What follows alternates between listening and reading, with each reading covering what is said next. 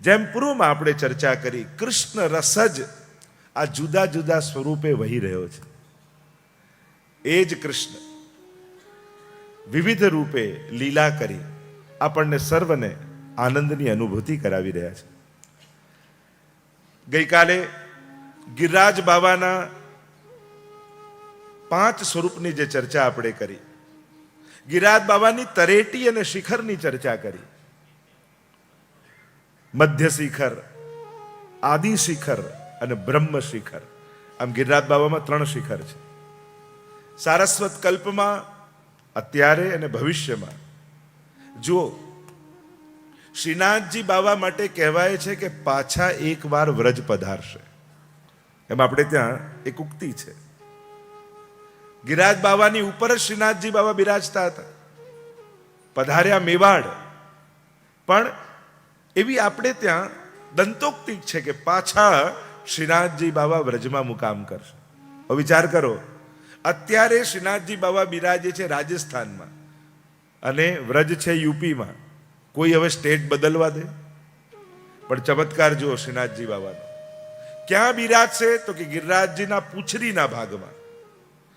અને જ્યારે સ્ટેટના બોર્ડરો નક્કી થતી હતી ત્યારે તો એ પ્રકારના રાજ્યો હતા નહીં, 550 વર્ષ પહેલા. પછી થયા ને, ભારત આઝાદ થયું ને પછી દરેકની બોર્ડર નક્કી થઈ, એમ જોવા જાઓ. પણ શ્રીનાથજી બાવાનો ચમત્કાર જુઓ, જ્યાં શ્રીનાથજી બાબા પાછા વ્રજમાં પધારશે એ પૂંછડીનો ભાગ આજે પણ રાજસ્થાન સ્ટેટમાં આવે છે. એટલે શ્રીનાથજી બાબા ત્યાં બિરાજશે ખરા અને સ્ટેટ પણ ચેન્જ નહીં કરવું પડે. આ ચમત્કાર છે શ્રીનાથજી બાવાનો. એ સમયે કોઈ બોર્ડર ખેંચનારા કોઈ પુષ્ટિ માર્ગી તો હતા નહીં, કોઈ વૈષ્ણવ તો હતા નહીં, પણ આજે પણ તમે જોવા જાઓ તો એ ભાગ રાજસ્થાન બોર્ડરમાં આવે છે. શ્રીનાથજી બાવા જો ભગવાન છે ને, એમની લીલાઓ માટેની તૈયારીઓ પૂર્વમાં કરી લેતા હોય છે. આપણને ઘટનાઓ રૂપે જુદા જુદા પ્રસંગો લાગે, પણ ઠાકોરજી માટે આ ઘટના નથી, એમની આ લીલાઓ છે. એમની આ લીલાઓ એ જ જાણી શકે છે કે ક્યારે પ્રભુ કઈ લીલા કરવાના છે. સ્થળ, સમય અને વ્યક્તિઓની પસંદગી ભગવાન પૂર્વમાં કરી લેતા હોય છે.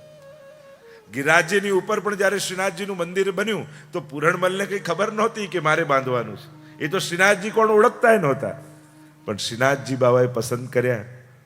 અને એટલા માટે ઠાકોરજીના કાર્યો ભગવાન કોની પાસે કરાવે એની આપણે કલ્પના ન કરી શકીએ.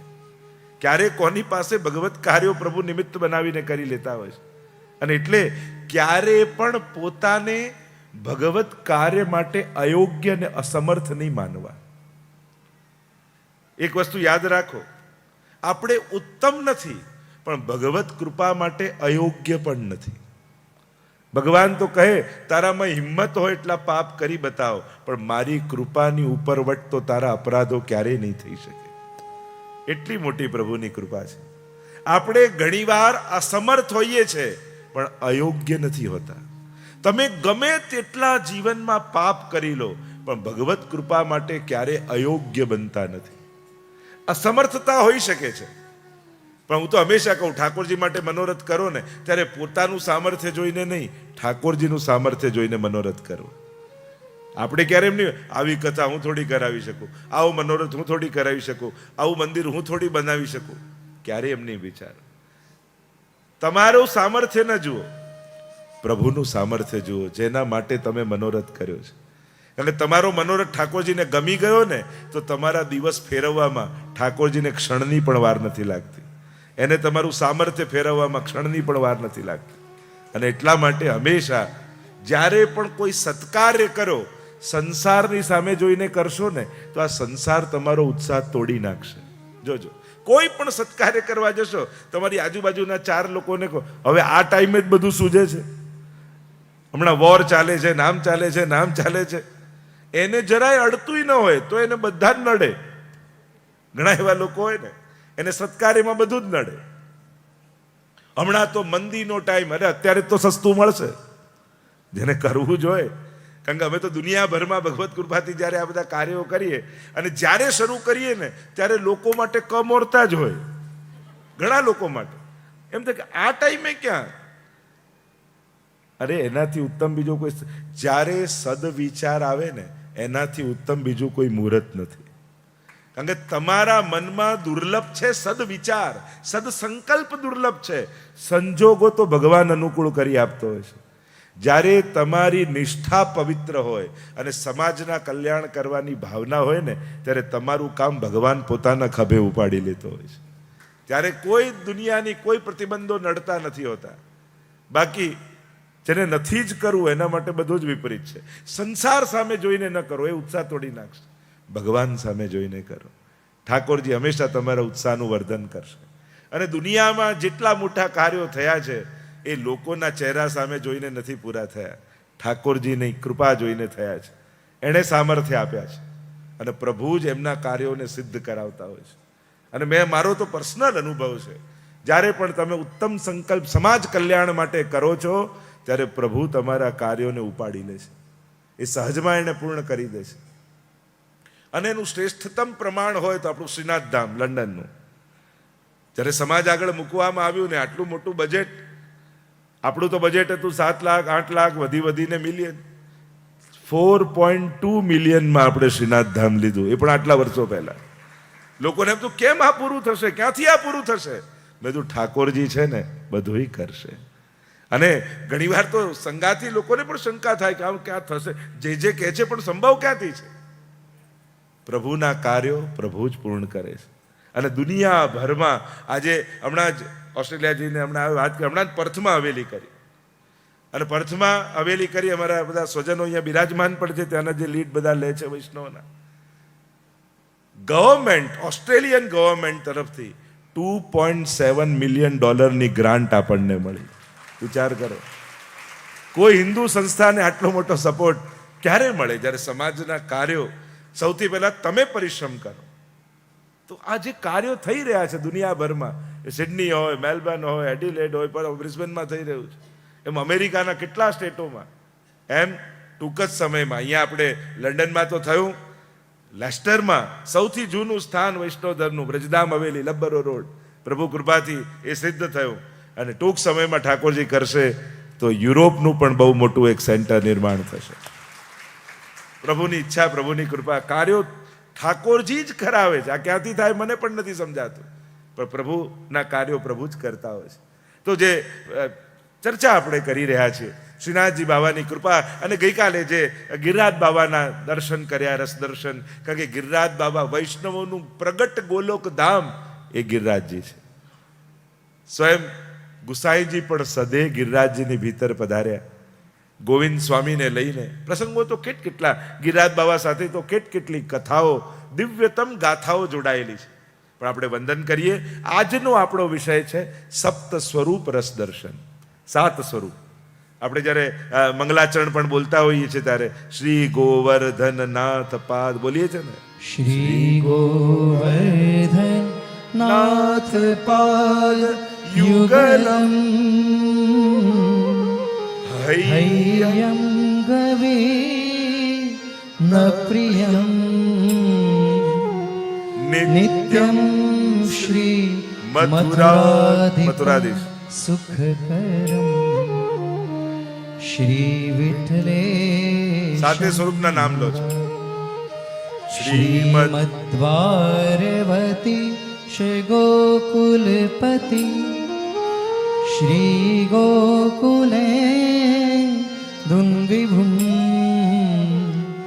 શ્રીમન્મન મથમોહનમ નટવરમ શ્રી બાલકૃષ્ણમ ભજે.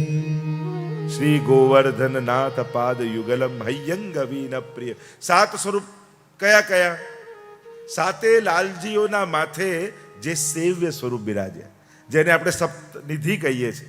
સૌથી પહેલા મથુરાધીશ, બીજા શ્રી વિઠ્ઠલનાથજી, ત્રીજા શ્રી દ્વારકાધીશ, ચોથા શ્રી ગોકુલનાથજી, પાંચમા શ્રી ચંદ્રમાજી, છઠ્ઠા શ્રી બાલકૃષ્ણલાલજી, સાતમા શ્રી મદન મોહનલાલજી. યાદ રહી ગયું? આપણે બધાને યાદ હશે જ. અને આ તમે લોકો ધોળમાં ગાતા હોય છે ને, આ પુષ્ટિ માર્ગના પાંચ તત્વ નિત્ય ગાઈએ જી આ પુષ્ટિ માર્ગના પાંચ તત્વ નિત્ય ગાઈએ જી તેના જન્મ જન્મના પાપ સર્વે જાય જી આ પુષ્ટિ માર્ગના પાંચ તત્વ નિત્ય ગાઈએ જી આ શ્રી શ્રી નવનીત પ્રિયા સુખકારી જી સમરો શ્રી મથુરાના કુંજ બિહારી જી શ્રી વિઠ્ઠલેશ્વરાય શ્રી દ્વારકેશ્વરાય ગિરિધારી જી શ્રી ગોકુલ ચંદ્રમાજી શ્રી મદન મોહન પરવારી જી આ બીજું તત્વ શ્રી વલ્લભ કુળ તો પુષ્ટિ માર્ગના પાંચ તત્વ નિત્ય ગાયેજી. આ પહેલું તત્વ શ્રીજી શ્રી નવનીત પ્રિયા સુખકારીજી સમરો શ્રી મથુરાનાથ કુંજ બિહારીજી શ્રી વિઠ્ઠલેશ્વરાય શ્રી દ્વારકેશ્વરાય એટલે કે સાત સ્વરૂપ ફરી યાદ કરતા હું. મથુરાધીશ, બીજા શ્રી વિઠ્ઠલનાથજી, ત્રીજા શ્રી દ્વારિકાધીશ, ચોથા શ્રી ગોકુલનાથજી, પાંચમા શ્રી ગોકુલ ચંદ્રમાજી, છઠ્ઠા શ્રી બાલકૃષ્ણલાલજી, સાતમા શ્રી મદન મોહનલાલજી. આ સાતે સ્વરૂપ જે સપ્તનિધિ ગુસાઈજીના સાત લાલજી, દરેકના માથે ગુસાઈજી એક એક સેવ્ય સ્વરૂપ પધરાયા. ગિરધરજીના માથે મથુરાધીશ, બીજા લાલજી કોણ? દ્વિતીય લાલજી ગોવિંદરાયજી, સાથે સાથે બોલતા જવાનું. દ્વિતીય લાલજી શ્રી ગોવિંદરાયજી, ત્રીજા લાલજી બાલકૃષ્ણલાલજી, ચોથા લાલજી ગોકુલનાથજી, પાંચમા લાલજી શ્રી રઘુનાથજી, છઠ્ઠા લાલજી યદુનાથજી, સાતમા લાલજી શ્રી ઘનશ્યામલાલજી. આ સાતે લાલજીના માથે જે એક એક સેવ્ય સ્વરૂપ પધરાયા એમને કહેવાય છે સપ્તનિધિ, સાત સ્વરૂપ. અને એનું રસ દર્શન આજે આપણે બધા મળીને કરવાના છીએ. આપણે ત્યાં સેવ્ય સ્વરૂપની મહિમા છે. પણ એક વસ્તુ યાદ રાખો, આ સાતે સ્વરૂપ શ્રીનાથજીથી અલગ નથી. આ સાતે સ્વરૂપ જેનું આપણે રસ દર્શન કરીશું, રોજ આપણે દરેક સ્વરૂપનું ચાર પાસાઓમાં દર્શન કરીએ છીએ: નામ, રૂપ, લીલા અને ધામ. દરેક સ્વરૂપનું આ ચારે વર્ગીકરણ કરી અને સમજવાની સરળતાથી સમજાઈ જાય એટલા માટે હું આ ચાર સ્વરૂપ. બાકી સેવ્ય સ્વરૂપની જ્યારે ચર્ચા કરો ત્યારે સ્વરૂપ ભાવના, લીલા ભાવના અને ભાવ ભાવના, આ ત્રણ રીતે દર્શન કરાતું હોય છે સ્વરૂપ. કારણ કે ત્રણ જ્ઞાન હોવા બહુ જરૂરી છે વૈષ્ણવને: સ્વજ્ઞાન, સેવ્ય જ્ઞાન અને સેવા જ્ઞાન. જ્યારે ભક્તિ માર્ગમાં તમે કૃષ્ણ ભક્તિના માર્ગમાં પ્રવેશ કરો છો ત્યારે સૌથી પહેલા સ્વજ્ઞાન, હું કોણ છું. જ્યાં સુધી એનું જ્ઞાન ન થાય ને, જ્યાં સુધી જેને આત્મગૌરવ ન જાગે એને કોઈ પણ વિચલિત કરી શકે. સ્વધર્મમાં સ્થિત થવા માટે આત્મગૌરવ હોવું બહુ જરૂરી છે. હું હિન્દુ છું એ વાતનું ગૌરવ હોવું જોઈએ, હું વૈષ્ણવ છું એ વાતનું ગૌરવ હોવું જોઈએ, હું મહાપ્રભુજીનો સેવક છું એ વાતનું ગૌરવ હોવું જોઈએ. જ્યાં સુધી આત્મગૌરવ નથી ત્યાં સુધી આકર્ષણો તમને વિચલિત કરી શકે છે. પોતાના હોવા પર ગૌરવ. તો આપણને વલ્લભાચાર્ય મહાપ્રભુજીના દાસ હોવાનું ગૌરવ હોવું જોઈએ.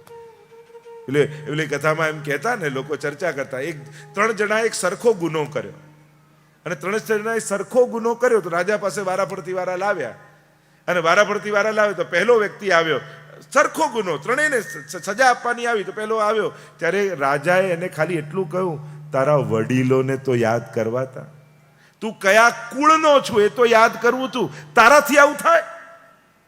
આટલો વઢીને એને ઘરે મોકલી દીધો. બીજો આવ્યો અને કહ્યું કે અરે બધાની વચ્ચે કોડા મારો, અને એને 5 કોડા જોર જોરથી માર્યા અને છૂટો કરી દીધો. સરખા ગુનામાં જુદી જુદી સજા કરી વ્યક્તિને જોઈને. ત્રીજો આવ્યો, એને કહ્યું કે આને તો હમણાં જેલમાં નાખો, ઉંમર કેદ કરો, અને પેલાને જેલમાં નાખ્યો. અને રાજાએ અઠવાડિયા પછી કહ્યું કે જ્યાં ત્રણેયને જોયા, ત્રણેયની દશા શું છે. તો જેને જેલમાં નાખ્યો તો એની પાસે જોવા માટે આવ્યા અને જોયું તો ત્યાં તો મજા કરે છે કે તને કઈ સંકોચ શરમ કે ના ના, આવું તો ઘણી વાર જેલમાં આવ્યું છે, એમાં શું વાંધો છે? પેલું કે એક ભાઈને જેલમાં જેલરે બોલાવ્યો, કહું કે બધા કેદીઓના સગા મળવા આવે, કોઈના ભાઈ આવે, કોઈના બાપુજી આવે, કોઈના તને કોઈ મળવા નથી આવતું? તો કે ના, કે બધા અંદર જ છે, કોઈ બહાર હોય તો મળવા આવે ને, આ બધા કુટુંબ સહકુટુંબ જ છે અંદર, એને કાંઈ ફેર ન પડે. બીજા જ્યારે 10 કોડા જેણે માર્યા એને મળવા કે આની શું દશા? તો કે આ તો ઘરની બહાર નીકળતો જ નથી, આને તો એટલું શરમ લાગી કે આટલા બધાની વચ્ચે મારું જે અપમાન થયું, મને કોડા વાગ્યા, બહાર નીકળવા જ તૈયાર નથી, એટલી એને શરમ આવી રહી છે. અને જેને ખાલી વઢીને મોકલી દીધો હતો એને જ્યારે જોવા આવ્યા ત્યારે કહ્યું કે આણે તો બીજા જ દિવસે આત્મહત્યા કરી લીધી. કેમ કે એને કુળનું યાદ અપાયું કે તું કયા કુળનો, તારા પૂર્વજો કેવા, અને તારાથી આવું થાય. એને એટલી આત્મગ્લાનિ થઈ કે હું જીવવાને લાયક જ નથી. હું તમને કહું છું, તમે કયા કુળના છો? વૈષ્ણવ કુળમાં તમારો જન્મ થયો છે. બીજા જે કરતા હોય કરે, આપણાથી શું કરાય શું ન કરાય એનું ગૌરવ આપણને હોવું જોઈએ. આ ગળામાં પહેરેલી કંઠીનું ગૌરવ હોવું જોઈએ. પેલું કહેતા ને કે એક ગર્ધબ હતો અને બળદ ઉપર એટલો બધો સામાન ભર્યો એના માલિકે, તો ગર્ધબ મળ્યો કે જો ને આટલા તડકામાં આટલો પરસેવે રેબ જેબ આટલો સામાન ભર્યો, મારો માલિક મારા પર પડે ભરે ને, હું આડો જ પડી જાઉં, ઢોળી જ દઉં, બીજા દિવસે ભરે જ નહીં. ત્યારે બળદે કહ્યું તું કરી શકે, પણ અમે તો ગાયના દીકરા, અમારાથી એવું ન થાય. અમારી માં તો ભગવાનની બાજુમાં ઊભી હોય અને તારી માને કોઈ મંદિરમાં ઘૂસવાય ન દે.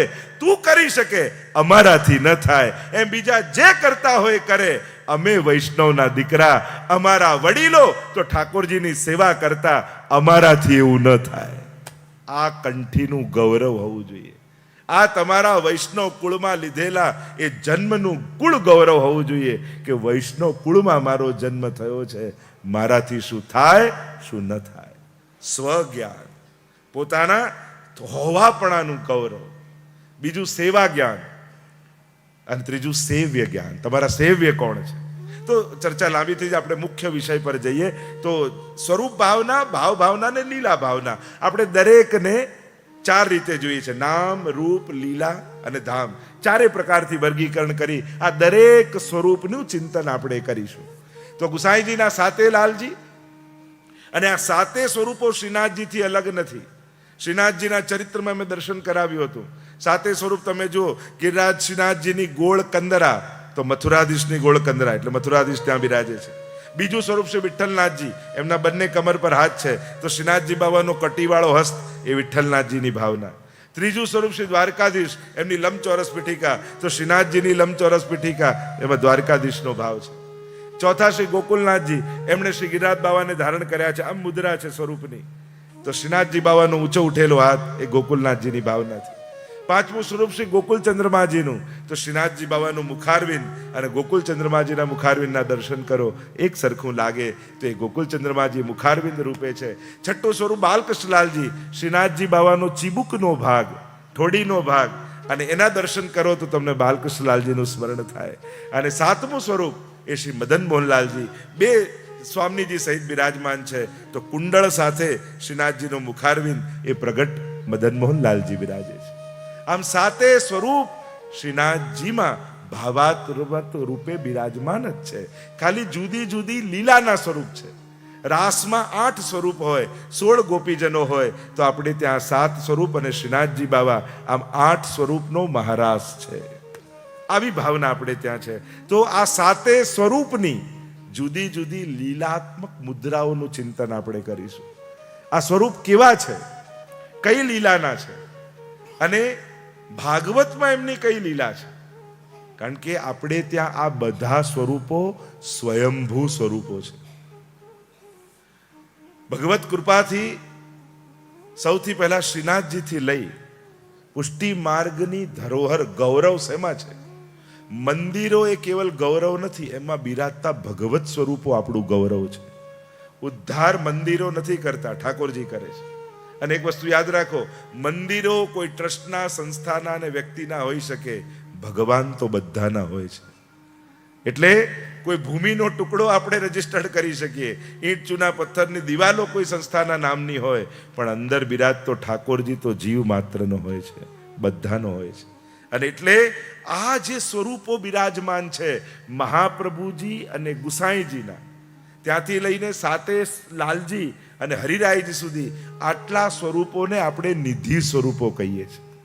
નિધિ એટલે ધન, આપણું સર્વસ્વ જે ધન છે એને નિધિ રૂપે ઓળખાય. પણ આપણે ત્યાં પુષ્ટિ માર્ગમાં વિશેષ રૂપે જે ગુસાઈજી, મહાપ્રભુજી અને ગુસાઈજીના સાતે લાલજી, એમના દ્વારા જે સેવ્ય સ્વરૂપો છે, એટલે કે એમના દ્વારા સેવાયેલા જે સ્વરૂપો છે, એમને આપણે નિધિ સ્વરૂપ રૂપે ઓળખીએ છીએ. તો 84,252 ના માથે જે સ્વરૂપો મહાપ્રભુજી અને ગુસાઈજીએ પધરાવ્યા, અને સમયકાલ પ્રમાણે એ સ્વરૂપો પાછા ગુસાઈજીના ઘરમાં આવ્યા. જો અત્યારે પણ આ સાતે સ્વરૂપમાં મોટા ભાગના સ્વરૂપો જોવા જાઓ, અમે ભલે એમ કહેતા હોય અમારા વલ્લભકુલના માથે આ બધા દિવ્ય સ્વરૂપો બિરાજે છે, પણ ખરેખર તો એ વૈષ્ણવના માથે જ પધરાવેલા. અને વૈષ્ણવના માથે બિરાજતા પાછા ગુસાઈજીના ઘરે પધાર્યા. અને સાતે લાલજી, ગુસાઈજીનો તો પરિવાર કેવો છે, આવતીકાલે આપણે સાતે લાલજીઓના ચરિત્ર અને સ્વરૂપનું દર્શન કરીશું. આપણે ત્યાં 3 કુળ બહુ પ્રસિદ્ધ છે. એક યદુકુળ, બીજું રઘુકુળ અને ત્રીજું વલ્લભકુળ. આપણે ત્યાં કુળ પરંપરાની મહિમા છે. ભાગવતજીમાં પણ તમે જોવા જાઓ, ચંદ્રવંશ, સૂર્યવંશ, આ બધી વંશાવલીઓની મહત્તા છે. એમ જોવા જાઓ તો હિન્દુ ધર્મમાં આપણે ત્યાં કોની સંતતિ, એટલે જ આપણે ત્યાં ગોત્ર બોલવામાં આવે. તમે જ્યારે વિધિ વિધાન કરાવો તો કયા ગોત્ર, અમુક ગોત્રે, આ ગોત્ર શું છે?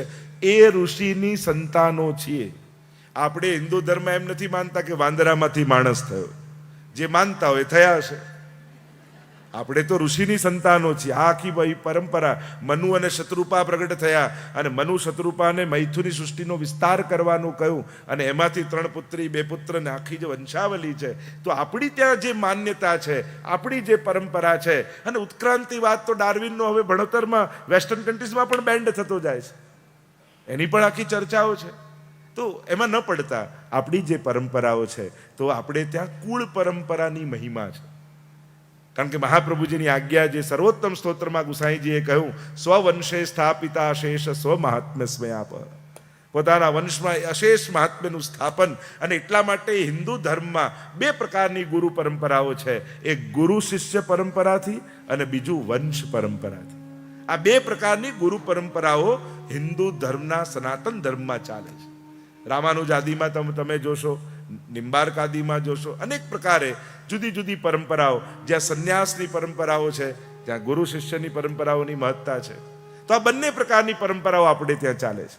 તો આપણે ત્યાં વૈષ્ણવી પરંપરામાં, વલ્લભાચાર્યની પરંપરામાં વંશ પરંપરાનું મહાત્મ્ય કહ્યું છે. અને એ પ્રકારથી જ્યારે મહાપ્રભુજી આજ્ઞા કરી ગુસાઈજી માટે, દમલાજીને, કે મેરો હી સ્વરૂપ કરકે જાનિયો, અને એ ભાવથી આપણે ત્યાં એ પરંપરા ચાલે છે. તો જે 7 સ્વરૂપની ચર્ચા હું કરી રહ્યો છું, ગુસાઈજીએ જુદા જુદા ઘર પાડ્યા નથી કે તું પહેલા ઘરનો, બીજા ઘરનો, ત્રીજા ઘરનો, ચોથા ઘરનો. ગુસાઈજીએ તો સાતે લાલજીઓને એક ઘરમાં રાખી સતઘરા બનાવ્યું છે. તમે જો મથુરા પરિક્રમા કરવા જાઓ તો ત્યાં સતઘરા આવે. દુર્ગાવતી રાણીએ ગુસાઈજી માટે સાતે લાલજીઓ સાથે ગુસાઈજી બિરાજમાન થાય અને પોતપોતાના સેવ્ય સ્વરૂપની સેવા કરે, એવો ભાવ પુષ્ટિ માર્ગમાં છે કે બધા જ લાલજીઓ એક સાથે. અને એટલા માટે વૈષ્ણવે ક્યારે પણ ભેદભાવ પોતાની દ્રષ્ટિમાં રાખવો નહીં. આપણે તો સાતે સ્વરૂપ સોહામણા, સાતે સ્વરૂપનો આનંદ લેવાનો છે. કારણ કે શ્રીનાથજી જ જુદી જુદી લીલાઓ દ્વારા પોતે જુદા જુદા સ્વરૂપને ધારણ કરે છે. તો ભેદ જુએ એનો ભાવ જાય. હું અમે આ ઘરના, તમે પેલા ઘરના. આ તો નાના હોઈએ ને ત્યારે ઘર ઘર રમાય, મોટા થયા પછી ઘર ઘર ન રમાય. તો આપણે તો ધર્મના નામે ઘર ઘર રમી નાખી. અને એટલા માટે આપણે તો સાતે સ્વરૂપોનો આનંદ લેવાનો છે. કારણ કે ગુસાઈજી અને 84,252 ના માથે જ બિરાજતા. હવે મથુરાધીશ પદ્મનાભદાસજીના માથે જ બિરાજતા. તમે એમ કહો કે ના, હું તો મથુરાધીશને માનું, દ્વારકાધીશને વંદન ન કરું, તો ક્યાંક તમે જ તમારો આનંદ ગુમાવો છો. તમારા ભેદ બુદ્ધિથી શું મહાપ્રભુજીને આનંદ થશે? મહાપ્રભુ કે આ મારું જ પુષ્ટાયેલું છે, ગુસાઈજી કે આ મારા પુષ્ટાયેલા છે. ક્યાંક આચાર્યોના આ દિવ્ય અને અલૌકિક સ્વરૂપોમાં ભેદ બુદ્ધિ રાખવાથી આપણે મહાપ્રભુજીનો અપરાધ કરીએ છીએ, ગુસાઈજીનો અપરાધ કરીએ છીએ. એટલે ક્યારેય ભગવત સ્વરૂપોમાં ભેદ બુદ્ધિ નહીં રાખવી. તમારા ઘરે પણ જે પુષ્ટાવીને પધરાવીએ છે એ પણ શ્રીનાથજીનું જ પ્રતિનિધિ સ્વરૂપ છે, એવો ભાવ આપણે ત્યાં છે. તો આવો સાતે સ્વરૂપની વંદના કરતા આ સાતે આપણે ત્યાં તો ધોળપદમાં આપણે ગાઈએ છીએ ને, શ્રીમદ વલ્લભ કહો, શ્રીમદ વલ્લભ કહો, વલ્લભ નામ વિના ઉદ્ધાર. આ ધોળમાં પણ સાતે સ્વરૂપ. મહાપ્રભુજી વિના ઉદ્ધાર નહીં, મહાપ્રભુજી વિના બેડો પાર નથી. શ્રીમદ વલ્લભ કહો, શ્રીમદ વલ્લભ કહો, વલ્લભ નામ વિના ઉદ્ધાર. જો એક એક સ્વરૂપો ને મથુરાધીશ શ્રીનાથજી વિના બીજું શરણ નહીં, વિઠ્ઠલેશ વિના વિશ્રામ નહીં, મથુરેશજી વિના મન ગમતું નથી, નવનીતલાલ વિના નવધા ભક્તિ નહીં, દ્વારકાધીશ વિના નિકુંજ નહીં, ગોકુળનાથજી વિના ગિરિરાજ નહીં, ગોકુલચંદ્ર વિના રાસ વિલાસ નહીં, બાલકૃષ્ણ વિના કોઈ પ્રબળ નહીં, મદન મોહન વિના વેણુનાદ નહીં, શ્રી યમુનાજી વિના કોઈ દયા. બોલીએ સાતે સ્વરૂપ કી જય. તો આમ અનેક ધોળમાં જો તમે ધોળપદ ભજન ગાતા હો તો તમે ગાતા જ હો છો. આ નામથી તમે આ બધું ગવડાવવાનું કારણ કેમ? કે તમને ઘણી બધી વસ્તુ માટે એમ છે કે અમને કાંઈ ખબર નથી, એ તમારો વહેમ છે. તમને ઘણી બધી ખબર હોય છે. હમણાં હું ભાગવત વિશે કહું, રામાયણ વિશે કહું, મહાભારત, તો તમે બધાના જવાબ આપવા લાગશો. પણ તમને પૂછું મહાભારત ખબર છે કે ના અમને બહુ નથી ખબર, ભાગવત વિશે કહું કે ના અમને નથી ખબર, તો તમને ખબર હોય છે. તમારી ભૂલ ગેરસમજ એ છે કે ઘણું બધું તમે જાણો છો અને એ જાણો છો એ તમે નથી જાણતા, બાકી તમને ખબર હોય છે. તો આ ગવડાવવાનું મૂળ કારણ એ કે તમે આ ધોળમાં ગાતા જ હો છો સાત સ્વરૂપના નામ, પણ તમને એમ કહું સાત સ્વરૂપના નામ તો તમે ભૂલી જાઓ. તો આ ગવડાવવાનું કારણ આ છે. આવો પ્રથમ સ્વરૂપના દર્શન કરીએ. બોલીએ મથુરાધીશ કી જય. મથુરાધીશ આ પહેલું સ્વરૂપ. નામ, રૂપ, લીલા અને ધામ. સૌથી પહેલા નામ છે મથુરાધીશ, અને મથુરાનો અર્થ થાય ભક્તનો હૃદય, અને ભક્તના હૃદયને મથન કરનાર એ જ મથુરાધીશ છે. અહીંયા મથુરાધીશ કહું, દ્વારકાધીશ કહું, એક ચોખવટ કરેલો. એટલે મથુરાધીશ એટલે મથુરા લીલાનું સ્વરૂપ નહીં, દ્વારકાધીશ કહું તો દ્વારિકા લીલાનું સ્વરૂપ નથી. આ બધા છે જ વ્રજ લીલાના, પણ નામ એ આવવાથી આપણને એક ભ્રાંતિ થાય કે આ એ લીલાના છે. પુષ્ટિ માર્ગના જેટલા સેવ્ય સ્વરૂપો છે બધા વ્રજ લીલાના છે. કારણ કે મહાપ્રભુજીનું વચન છે ચતુશ્લોકીમાં, સર્વદા સર્વભાવેન ભજનીયો વ્રજાધિપ. વ્રજના અધિપતિને આપણે ભજીએ છીએ. એક ભ્રમણા બધાના મનમાં એ પણ છે પુષ્ટિ માર્ગમાં એટલે બાલકૃષ્ણની સેવા. બાલકૃષ્ણની સેવા નથી, બાલ ભાવની સેવા છે. ભગવાન 100 વર્ષના થઈ જાય તો યશોદા માટે તો બાલ ભાવ જ રહેશે, દેવકી માટે બાલ ભાવ જ રહેશે. બાલ કૃષ્ણની સેવામાં ફરક છે અને બાલ ભાવમાં ફરક છે. અહીંયા બાલ ભાવ પણ નહીં, સર્વ ભાવની સેવા છે. અને એટલા માટે તમે એક એક સાતે સ્વરૂપમાં જોશો તો મથુરાધીશ તમને બાળક લાગે છે, વિઠ્ઠલનાથજી તમને બાળક લાગે છે, દ્વારકાધીશ તમને બાળક લાગે છે, ગોકુલ ચંદ્રમાજી તમને બાલક લાગે છે, ગોકુલનાથજી તમને બાલક લાગે છે. જોવા જાઓ તો બધા કિશોર સ્વરૂપો જ દેખાશે તમને. બાલક તો એક બાલકૃષ્ણલાલજી છે, બાકી બધા ઠાડા સ્વરૂપો છે. અને આપણે કહીએ શું, અમારે તો બાલકૃષ્ણની સેવા. બાલ ભાવની સેવા છે, બંનેમાં ફરક છે. અને કેવલ બાલ ભાવ પ્રધાન રૂપે હોય, આપણે તો સર્વ ભાવે ભજીએ છીએ. શ્રૃંગાર કરીએ તો પલનામાં ઝુલાઈએ તો બાલ ભાવ થાય. એ જ કલાક પછી રાજભોગમાં કુંજનો મનોરથ કરો તો કિશોર ભાવ થઈ જાય. કલાકમાં ભાવ.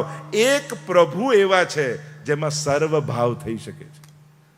એટલે મહાપ્રભુજી કહ્યું સર્વ ભાવે ને 5 ભાવ આપણા શાસ્ત્રોમાં બતાવ્યા: શાંત ભાવ, સ્વામી સેવક ભાવ, વાત્સલ્ય ભાવ, સાખ્ય ભાવ અને માધુર્ય ભાવ. આ 5 ભાવથી પ્રભુને ભજાય છે. અને આ 5 ભાવ આપણે આપણા ઠાકોરજીમાં કરીએ છીએ. એટલે ખાલી રૂપરેખા આપું છું. આવો મથુરાધીશનું રસ દર્શન કરીએ. બોલીએ મથુરાધીશ કી જય. સૌથી પહેલા નામ મથુરા એટલે ભક્તનું હૃદય, એને મથનારા. ઠાકોરજી કેવા ભક્તોના હૃદયને મથે છે.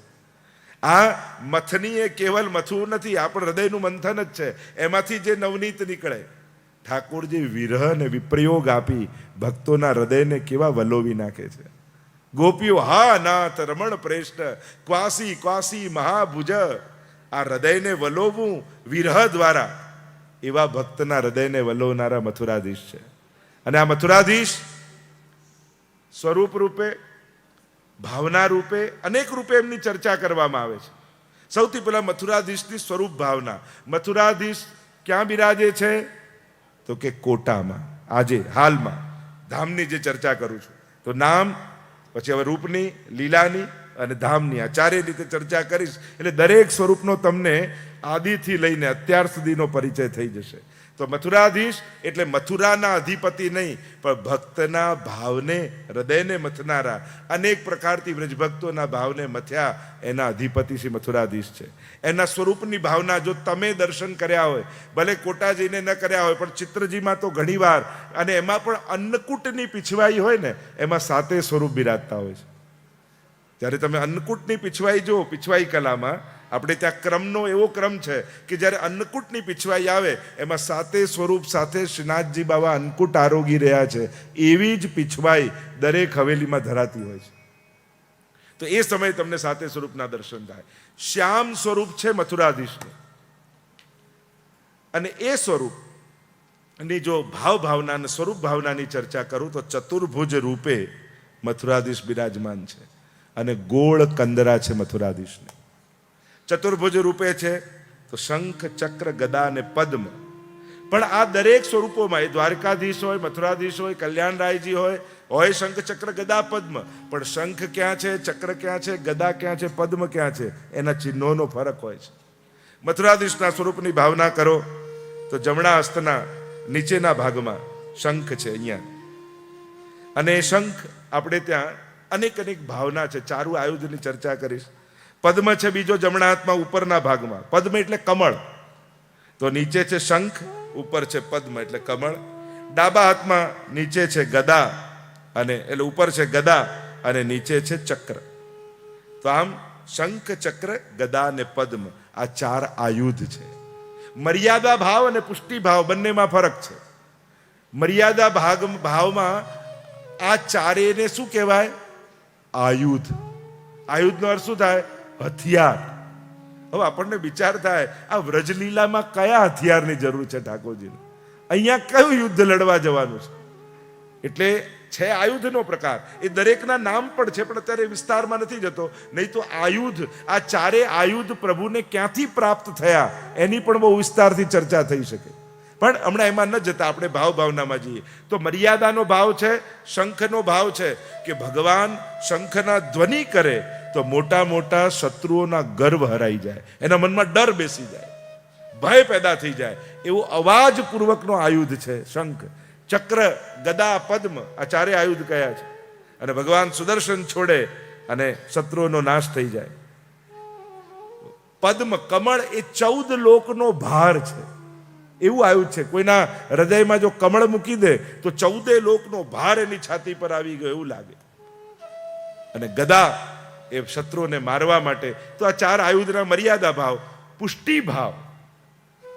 અહીંયા મધુરા એટલે રાધા છે, મધુરાધિપતે અખિલમ મધુરમ. તો તો અહીંયા ભાવ છે.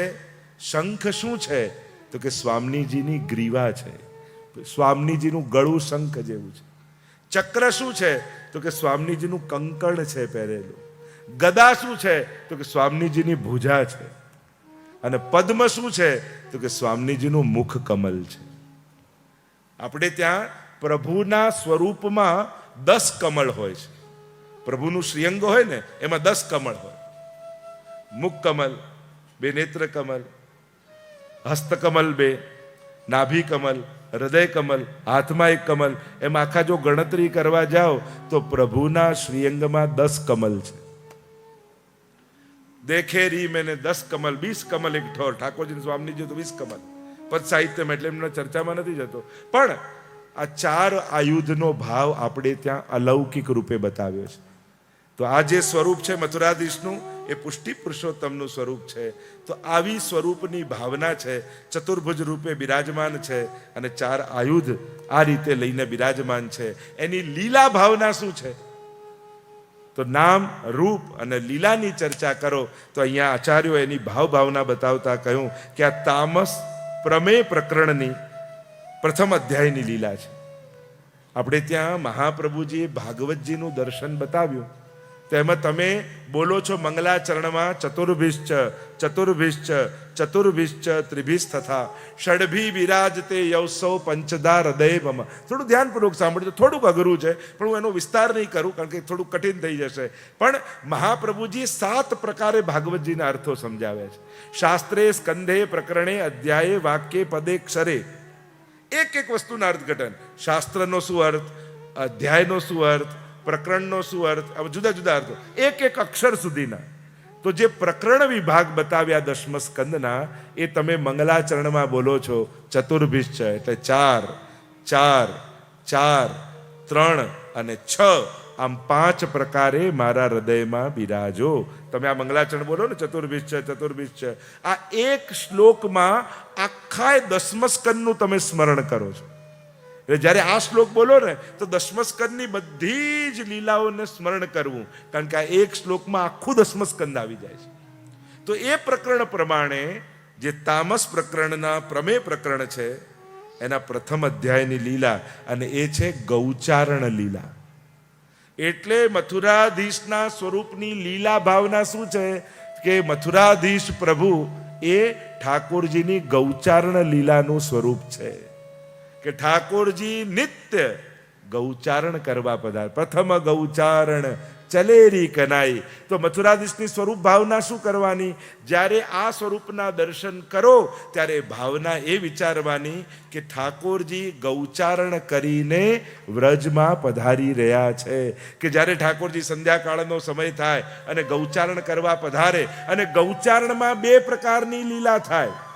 જ્યારે મનોરથ હોય ને તો 2 પ્રકારના મનોરથ થાય. એક ગૌચારણ લીલાનો, બીજો આવની લીલાનો. અને જ્યારે સજાવટ તમે જુઓ કે બધી ગાયોના મુખ ઠાકોરજી સામે હોય સજાવટમાં, ત્યારે માનવું આ ગૌચારણ લીલા છે. અને બધી ગાયો વિરુદ્ધ તરફ જઈ રહી હોય ત્યારે માનવું આ આવનીની લીલાનો મનોરથ છે. કારણ કે ઠાકોરજી બધી ગાયોને લઈ 6ઠા આખ્યાનમાં આપણે ગાઈએ છીએ ને, વલ્લભાખ્યાનમાં, સગુણ સ્નેહી શ્યામળા વાલા અહર્નિશ દર્શન આપોજી. પરમ સુખ દેવાને કાજે બ્રજ મંડળ સ્થિર કરી સાપોજી. શ્રી વલ્લભ કુંવર કોડામણા તમારું નામ નિરંતર લીજેજી. તે પદ ક્યારે દેખશું જે ગોધન પૂઠે ખાય.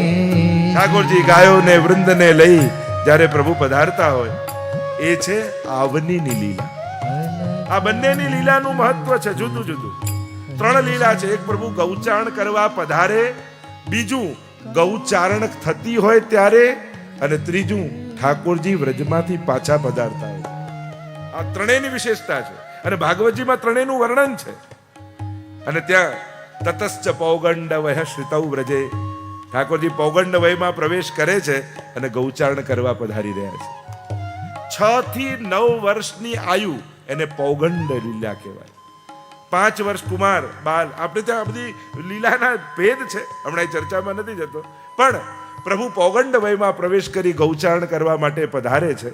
અને એ સમયે ગૌચારણ કરતા જે જે લીલા કરે છે, ચકોર ક્રૌંચ ચક્રવાહ ભારદ્વાજાંશ બલિન, એ સમયે જુદી જુદી લીલા કરી 9 રસોનું દાન નિજ સખાઓને ઠાકોરજી કરે છે. રાસમાં જે રસનું દાન ઠાકોરજી ગોપીઓને કરે છે, એ જ રીતે ગૌચારણ લીલામાં મહાપ્રભુજી સમજાવે છે, સખાઓ ઉપર ઠાકોરજી કૃપા કરે છે. અને સખાઓ પણ 2 પ્રકારના, અંતરંગ અને બહિરંગ. વેદરૂપ છે સખાઓ, સાધારણ નથી.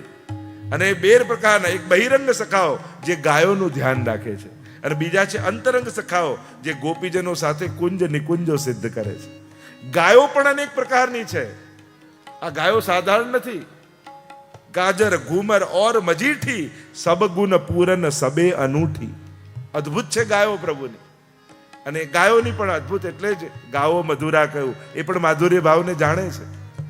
તો ત્યારે પ્રભુ અનેક પ્રકારની લીલા કરતા કરતા, અને ઠાકોરજી ગોપી ગીતમાં જે ગોપીજનો વર્ણન કરે છે કે ગો વૃંદને લઈ પ્રભુ જ્યારે પાછા પધારે છે, દિવસનો અંત થવાનો હોય, કહેવા લાગ્યું મહાપ્રભુજીને, મારી સેવા કરો.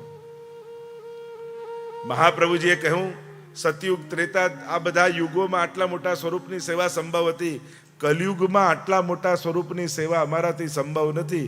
મારી ગોદમાં બિરાજો, એટલા થઈ જાઓ તો આપની સેવા પધરાવું. અને કહેવાય છે કે એ જ સમયે આ મથુરાધીશનું સ્વરૂપ મહાપ્રભુજીની ગોદથી લઈ ઠોડી સુધી એટલા મથુરાધીશ થઈ ગયા. અને મહાપ્રભુજીએ આ સ્વરૂપ પદ્મનાભદાસજીના માથે પુષ્ટા સ્વરૂપ પધરાવી દીધું અને કહ્યું, આમને લાલ લડાવજો, સેવા કરજો. અને એટલા ભાવથી પદ્મનાભદાસજી સેવા કરતા. અને હવે તો વ્યાવૃત્તિ છે નહીં, કોડીઓ વેચતા, અને કોડીઓની ઢગલી કરીને બેસી જાય, જેને જોઈતી હોય પૈસા મૂકીને કોડી લઈને જતા. પણ હવે તો એ પણ બંધ કરી દીધું. મથુરાધીશની સેવામાં મગ્ન બની ગયા. વધારે વિસ્તાર નથી કરતો, સંક્ષિપ્તમાં કહું, સાવ નિષ્કંચનતા આવી ગઈ. ઘરમાં કાંઈ દ્રવ્ય ન રહ્યું.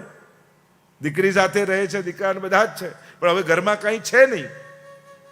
એટલે છોલા લઈને આવી જાય, ચણા હોય ને એને એ લઈને આવે ને એને પલાળીને રાખે અને મથુરાધીશની આગળ ઢગલી કરે. આ દાલ છે, આ ભાત છે, આ શાક છે, આ રોટી છે, એવી ઢગલીઓ કરતા અને ભાવના કરતા. પણ જે વૈષ્ણવ પ્રસાદ લેતા ને, તો જેમાં દાળનો ભાવ કર્યો એ છોલામાં દાળનો સ્વાદ આવે, જેમાં રોટીનો ભાવ કર્યો એમાં રોટીનો સ્વાદ આવે. એવી કૃપા મથુરાધીશ કરતા. અને હવે તો નક્કી કર્યું કે મહાપ્રભુજી અડેલમાં બિરાજે છે, ઠાકોરજીની સાથે લઈ અને અડેલમાં મહાપ્રભુજીની સેવામાં રહેવું છે. ત્યાં અક્કાજીને, મહાપ્રભુજીના વહુજીને ખબર પડી કે પદ્મનાભદાસજીને આવી નિષ્કંચનતા છે, અને આપ તો એવા કૃપાળુ, એવા દયાળુ. અને કહ્યું વૈષ્ણવને કે ઘરનું જે સીધું હોય ને એ લઈને પદ્મનાભદાસજીના ઘરમાં મૂકી આવો. અને પદ્મનાભદાસજીને ત્યાં મૂકી આવ્યા. બહાર ગયેલા હતા ને જ્યાં ઘરે આવ્યા, પડેલું સીધું જોયું, દીકરીને પૂછ્યું, આ ક્યાંથી આવ્યું? મહાપ્રભુજીના ઘરેથી આવ્યું છે. અને જ્યાં આ સાંભળ્યું, હૃદય ભરાઈ આવ્યું. ગુરુ દ્રવ્ય લઈને નિર્વાહ કેમ થવો?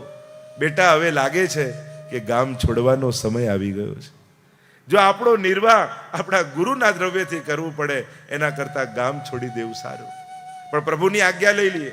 મથુરાધીશ પાસે આવીને કહું કે પ્રભુ, મારી પાસે ધરવા માટે કાંઈ જ નથી, મારી જોડે રહીને ઉપવાસ કરવા પડશે. તો વિચાર કરી લો, રોજ મહાપ્રભુજીને ત્યાં બિરાજીને વિવિધ રાજભોગ આરોગવા છે કે મારી જોડે રહીને ઉપવાસ કરવા છે? મથુરાધીશે કહ્યું, ઉપવાસ કરીશ પણ તારી જોડે રહીશ, તારા ઘરે રહીશ. અંગે મહાપ્રભુજી તારા માથે મને પધરાવ્યા છે, અને સુખના દિવસોમાં સાથ આપવા નથી પધરાવ્યા, તારી જોડે તો સુખ અને દુઃખમાં હું સદાય સાથે છું. જો વિચાર કરો, આપણે એમ કહીએ અમારા ઘરમાં આમ બિરાજવાની જગ્યા નથી એટલે નહીં, અમારે ત્યાં ભોગ ધરવાના બધી વ્યવસ્થા નથી એટલે ઠાકોરજી નહીં. આવા સંજોગ તો આપણે આયા નથી કે ભોગ ધરવા માટે ચણાય ઘરમાં ન હોય. 84-252 ની વાર્તા વાંચશો ને તો સેવા કરવાનું સાહસ આવશે. કારણ કે એક વાર્તા વાંચો એમ થશે આવા સંજોગ તો આપણા નથી હો, આવા સંજોગ તો આપણા નથી. વાર્તા સાહિત્યમાં જો કેવા કેવા સંજોગોમાં ઠાકોરજી, એક ઝૂંપડા, એક ઓરડાનું ઝૂંપડું અને ઠાકોરજી ગુસાઈજીએ પધરાવી દીધા અને ત્યાં ઠાકોરજીને પોઢાવે એટલે દીનતાથી આ વૈષ્ણવને એમ થાય કે જ્યાં ઠાકોરજી પોઢતા હોય મારાથી કેમ સુવાય. એટલે શું કરે, ઝૂંપડું બંધ કરીને બહાર બેઠા રહે આખી રાત.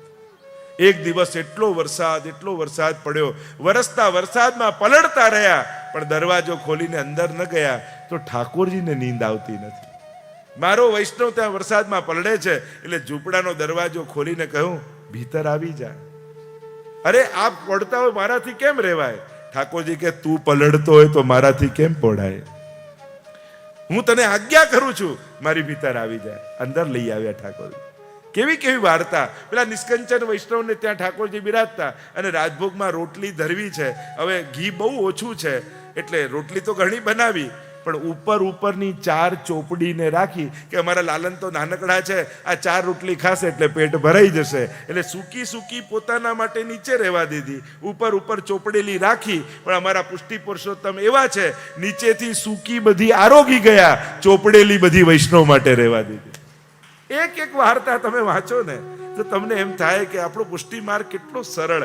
ક્યાં કોઈ વ્યવસ્થાની વાત છે, ક્યાં કોઈ ધન સંપત્તિની વાત છે, ક્યાં કોઈ સામર્થ્યની વાત છે. બસ મારો પુષ્ટિ પુરુષોત્તમ તો તમારી જોડે રહેવા આવ્યો છે. તમે જેવા સંજોગોમાં રાખશો એવામાં એ રહી જશે. આપણે વ્યવસ્થાના નામે ભગવાનથી દૂર રહીએ. ઠાકોરજી કે મેં તને ક્યાં લિસ્ટ મોકલાવ્યું કે મારે આ બધું ભેગું કરતો જ તારા ઘરે આવું. પ્રભુએ તો આજ સુધી કોઈને લિસ્ટ નથી મોકલાવી.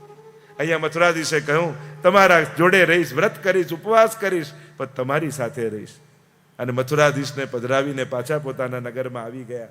અહીંયા પોતાની દીકરી તુલસા એવી ભગવદી છે કે એના માટે મથુરાધીશે પોતાનામાંથી એક બીજું સ્વરૂપ પ્રગટ કર્યું, જે કોટામાં આજે પણ છોટે મથુરાધીશના સ્વરૂપે બિરાજમાન છે. વાર્તા તો તમે એક વાર્તા પ્રસંગ વાંચો તો અદ્ભુત પ્રસંગો છે. અને ત્યાં આ બધી લીલાનું ચિંતન કરતા કરતા પદ્મનાભ દાસજી સદે નિત્ય લીલામાં બિરાજી ગયા. અને ત્યારબાદ આ સ્વરૂપ અન્ય સેવા કરાતા પછી ગુસાઈજીના ઘરે પધાર્યું. આ જેટલા બધા દિવ્ય સ્વરૂપો છે ને એ ક્યાંક ને ક્યાંક વૈષ્ણવના માથે બિરાજતા. અને જ્યારે ગુસાઈજીના ઘરે પધાર્યા ત્યારે 7 લાલજીઓને એક ભગવત સ્વરૂપ પધરાવતા, દરેકને એક સેવા સોંપી. અને ગુસાઈજીને ત્યાં પધાર્યા ત્યારે ગુસાઈજીએ પોતાના પ્રથમ લાલજી શ્રી ગિરધરજીના માથે આ મથુરાધીશનું સ્વરૂપ પધરાવ્યું. અને એ મથુરાધીશનું સ્વરૂપ એમના જ વંશજ આજે કોટામાં મથુરાધીશ મંદિરના નામથી ત્યાં સદાય માટે બિરાજમાન છે. બોલો મથુરાધીશ કી જય. એવા મથુરાધીશના સ્વરૂપને આપણે વંદન કરીએ. બીજું સ્વરૂપ છે જે આજે પણ શ્રીનાથજીની બાજુમાં બિરાજે છે, એ દ્વિતીય નિધિ. બોલો વિઠ્ઠલનાથ કી જય.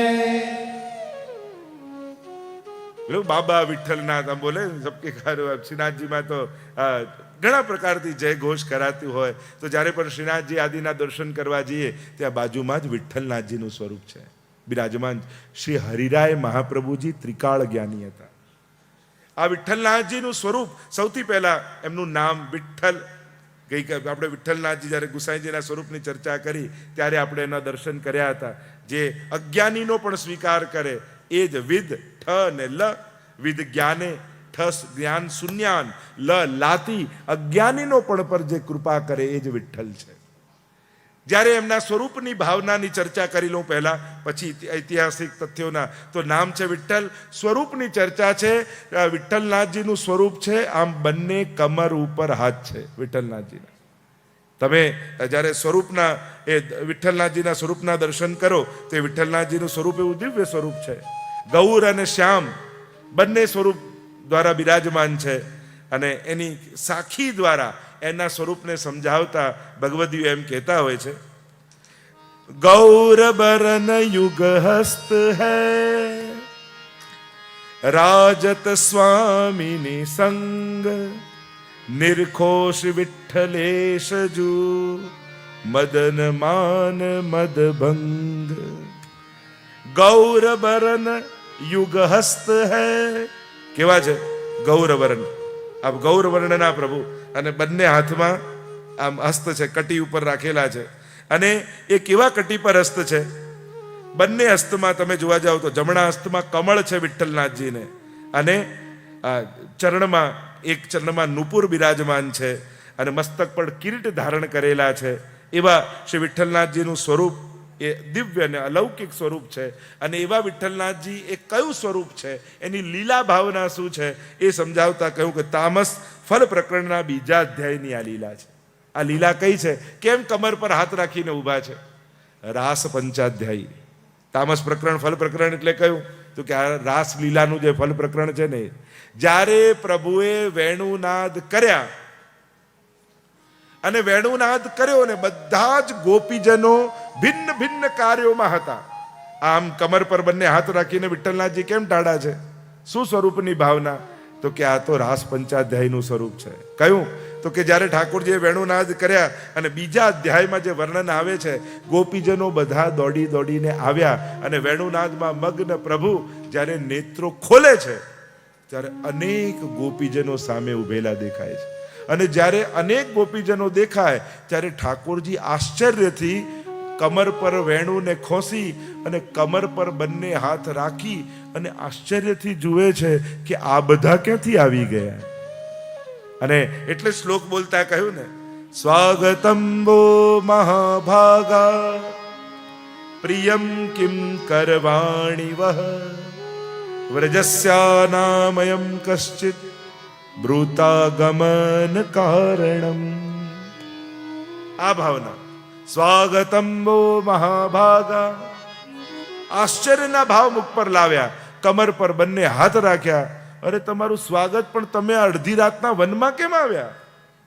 ગોપીઓ કહે બોલાવ્યા તમે જ પૂછો છો શા માટે આવ્યા? તો એક ભાવના એ છે. અને બીજી ભાવના, કમર પર હાથ રાખી જ્યારે લઘુરાસ થઈ રહ્યો હતો, અને લઘુરાસ સમયે ગોપીઓના મનમાં મદ આવી ગયો કે અરે અમારા જેવું ભાગ્યશાળી કોણ? અમને આધીન ઠાકોરજી થઈ ગયા. દુનિયા જેને આધીન છે એને આધીન પૂર્ણ પુરુષોત્તમ થયા છે. ત્યારે ઠાકોરજી કમર પર હાથ રાખી અને આશ્ચર્યથી ગોપી સામે જોઈ રહ્યા છે. હું કૃપા કરી રહ્યો છું અને આ મદ કરી રહ્યા છે. આ તો મારી કૃપા છે. અને એમના મનમાં મદ, જે ગોપીઓ રાસમાં આવી છે, અને એ આશ્ચર્યથી કમર પર હાથ રાખીને ઠાકોરજી જુએ છે. એ એક લીલા ભાવના આ વિઠ્ઠલનાથજીના સ્વરૂપની છે. આ સ્વરૂપ એવું દિવ્ય સ્વરૂપ છે. કારણ કે જ્યારે આ સ્વરૂપની અલૌકિકતાનો જ્યારે ચર્ચા કરીએ તો મસ્તકથી કટી સુધી શ્યામ છે, અને કટીથી ઉપર ગૌર છે. આ બે ગૌર અને શ્યામ બંને વર્ણના શ્રી વિઠ્ઠલનાથજીનું સ્વરૂપ છે. જ્યારે ભાવથી ને ધ્યાનથી તમે દર્શન કરો, અને બાજુમાં શ્રી યમુનાજી રૂપ સ્વામીજી બિરાજમાન છે. એમના જે સ્વામીજી છે, કારણ કે જ્યારે ગોપીઓને મદ આવ્યું અને ઠાકોરજી આમ જોવા લાગ્યા, તો યમુનાજી પણ ગોપીઓના પરિકરમાંથી ઠાકોરજીની બાજુમાં આવી ગયા કે છેલ્લે તો મારે જ આમના પર કૃપા કરી અને આમનો રાસમાં સ્વીકાર કરવાનો છે. અને એટલે જ વનમાં અડધી રાતના શોધતી શોધતી ગોપીઓ જ્યારે પ્રભુ ક્યાંય ન મળ્યા ત્યારે યમુનાજીના તટ પર આવ્યા. અને યમુનાજીના તટ પર આવી ગોપીઓએ ગોપી ગીત ગાયું. ત્યારે યમુનાજીની કૃપાથી ઠાકોરજીએ મહારાસનું દાન કર્યું છે. એટલે વિઠ્ઠલનાથજીની બાજુમાં જે સ્વામીજી બિરાજમાન છે એ શ્રી સાક્ષાત યમુનાજીનું સ્વરૂપ છે. અને આ યમુનાજીના સ્વરૂપમાં, કારણ કે આ બંને કટી પર જે ઠાકોરજીના હાથ છે, ડાબા હાથમાં શંખ છે, જમણા હાથમાં કમળ છે, એવો આખો ભાવ આપણે ત્યાં કરવામાં આવ્યો છે સ્વરૂપ ભાવનાનો. અને એની લીલા ભાવના છે આ રાસમાં થયેલા દર્શન ઠાકોરજીના આશ્ચર્ય ભાવથી. અને હવે એમના સ્વરૂપની ચર્ચા કરીએ, ટૂંકમાં જો દર્શન કરીએ તો જે મેં ગુસાઈજીના પ્રાગટ્યની કથા કહી હતી કે જ્યારે ગુસાઈજીનું પ્રાગટ્ય ચરણાટમાં થવાનું હતું ત્યારે બટુક નામના સંન્યાસી પાસે આ વિઠ્ઠલનાથજીનું સ્વરૂપ બિરાજતું હતું અને એ સ્વરૂપ લઈને જ્યારે સ્વરૂપે આજ્ઞા કરી કે હમણાં ને હમણાં મને મહાપ્રભુજી પાસે પધરાઈ આવો, અને જ્યારે પધરાઈને લઈને આવ્યા એટલામાં જ દાસીએ વધાઈ આપી કે આપને ત્યાં લાલનનું પ્રાગટ્ય થયું છે. અને મહાપ્રભુજીની આ સ્વરૂપ જોઈ અને કહ્યું આજે તો વિઠ્ઠલનાથજી બે સ્વરૂપે પધાર્યા, એક સેવ્ય સ્વરૂપે સેવા લેવા અને બાળક સ્વરૂપે સેવા કરવા માટે. અને એટલે આ સ્વરૂપના નામ પરથી ગુસાઈજીનું નામ શ્રી વિઠ્ઠલનાથજી રાખ્યું છે. આ ગુસાઈજીએ આ સ્વરૂપ પોતાના દ્વિતીય લાલજી ગોવિંદરાયજીને પધરાવ્યું અને ગોવિંદરાયજીને પુત્ર થયા શ્રી કલ્યાણરાયજી. આ દ્વિતીય લાલજીની તો ચર્ચા આપણે કાલે કરીશું. ગોવિંદરાયજી કેવા સેવા મગ્ન હતા, એમના કલ્યાણરાયજી, એમના હરિરાયજી. અને હરિરાયજી ત્રિકાળ જ્ઞાની હતા. તો શ્રીનાથજી વ્રજથી મેવાડ પધારશે એ શ્રીનાથજી હજી પધાર્યા નથી એના પહેલા જાણી ગયા. અને જાણી ગયા એટલે હરિરાયજીએ શ્રીનાથજી પધાર્યા એના પહેલા ખેડા ગામમાં ત્યાં આવીને પોતાની હવેલી બનાવી અને વિઠ્ઠલનાથજીનું સ્વરૂપ ત્યાં બિરાજમાન કરી અને ત્યાં નિવાસ કર્યો હરિરાયજી. એટલે વિઠ્ઠલનાથજી મંદિરમાં હરિરાયજીના બેઠકજી છે ને ત્યાં. તો શ્રીનાથજી પધાર્યા એના પહેલા હરિરાયજી આવીને મુકામ કર્યો. અને અનેકવિધ પ્રકારની જે લીલાઓ છે, જે શિક્ષાપત્ર આદિ લખ્યા છે ત્યાં જેસલમેરથી, અને અનેકવિધ પ્રકારની ચર્ચા. એ જ્યારે કાલે ગોવિંદરાયજીની ચર્ચા કરીશું દ્વિતીય લાલજી, ત્યારે એમના વંશાવલીની પણ ચર્ચા કરીશું કે કેવા મહાન આચાર્ય થયા. તો આજે પણ એ વિઠ્ઠલનાથજી ત્યાં આનંદથી બિરાજી રહ્યા છે અને એ જ પ્રકારથી લાલ લડાવવામાં આવી રહ્યા છે. એવા જ વૈભવથી વિઠ્ઠલનાથજીને જે હરિરાયજીએ ક્રમ બતાવ્યો છે એવા દ્વિતીય ગૃહમાં શ્રી વિઠ્ઠલનાથજી આજે પણ સેવનીય સ્વરૂપે બિરાજે છે. બોલો વિઠ્ઠલનાથ કી જય. અને શ્રી દ્વારકેશજી એમના સ્વરૂપની ભાવનાનું પદ લખતા અદ્ભુત પદ લખ્યું, દેખ્યો રી અદ્ભુત રૂપ સખીરી. મેં આવું રૂપ તો ક્યારે નથી જોયું, આ અદ્ભુત રૂપના મેં દર્શન આજે કર્યા. દેખ્યો રી અદ્ભુત રૂપ સખી सूर सुता के साथ. પૂજ્ય પિતૃ ચરણ પધારી રહ્યા છે. નિત્યની જેમ આશીર્વાદ આપવા માટે પૂજ્ય પિતૃચરણનું આપણે સૌ સ્વાગત કરીએ. વિવશ ભય દેખ કર સુંદર, વિવશ ભય દેખ કર સુંદર, कटि पर रह गए दो हाथ, देखो बोलिए वल्लभाधीश की, गोवर्धन नाथ की जय.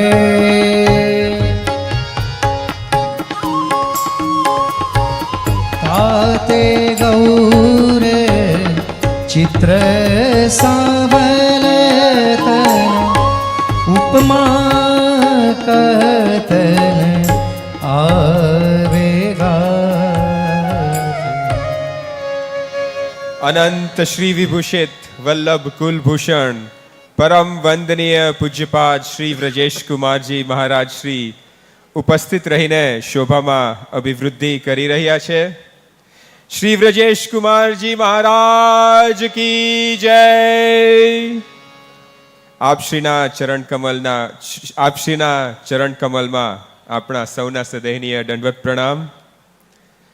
હવે હું અજીતભાઈ ભગત અને વિનોદભાઈ બદિયાનીને અનુરોધ કરું કે તે પૂજ્યપાદ વ્રજેશ કુમારજી મહારાજ શ્રીના માલ્ય અર્પણ માટે સ્ટેજ પર આવે.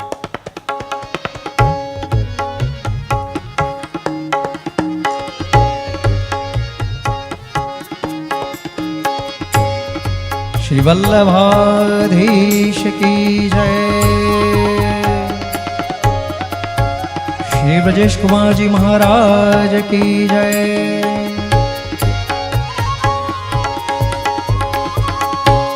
द्वारिकेश प्रभु यह विधि दे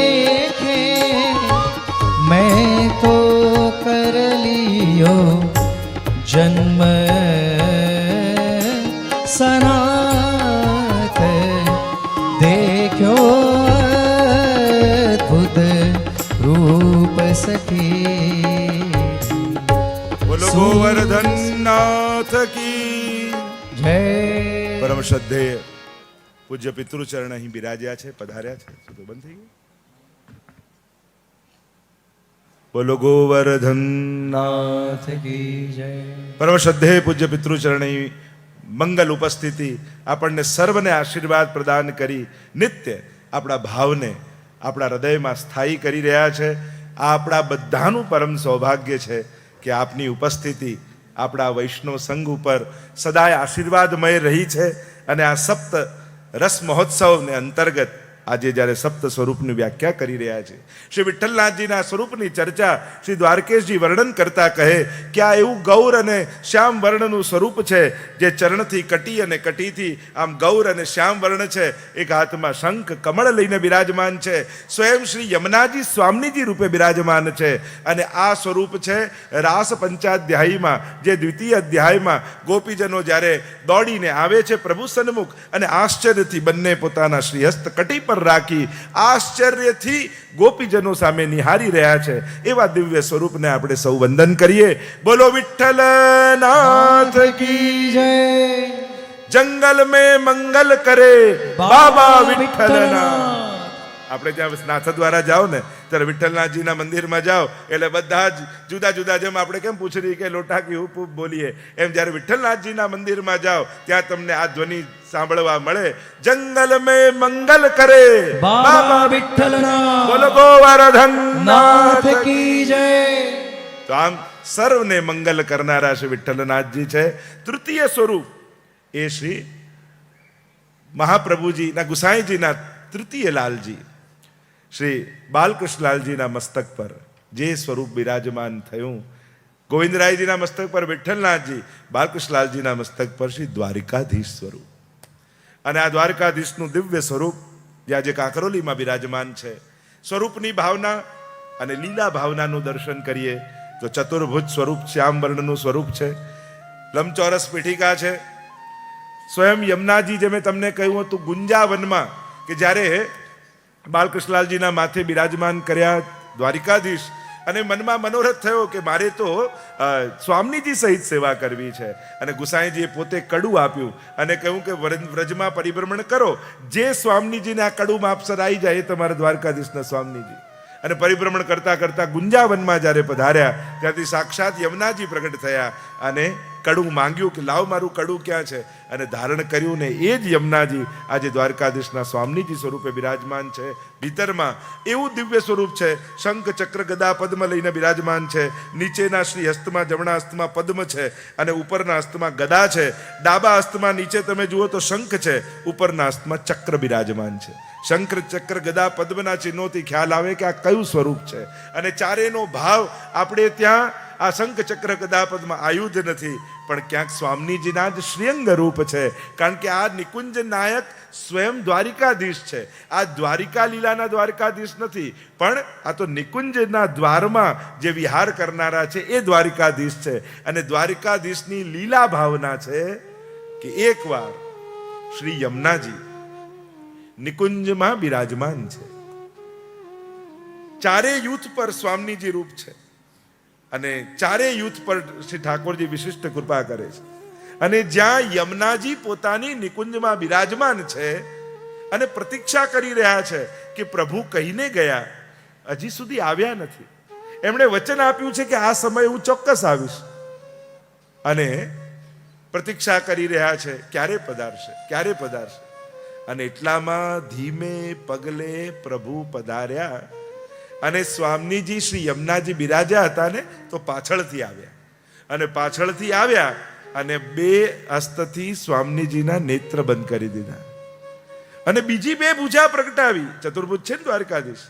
અને બીજી બે ભુજાથી અધર્પણ વેણું પધરાવી અને વેણુમાં સ્વર પ્રગટ કર્યો, કોહમ કોહમ, હું કોણ છું બતાવો, હું કોણ છું.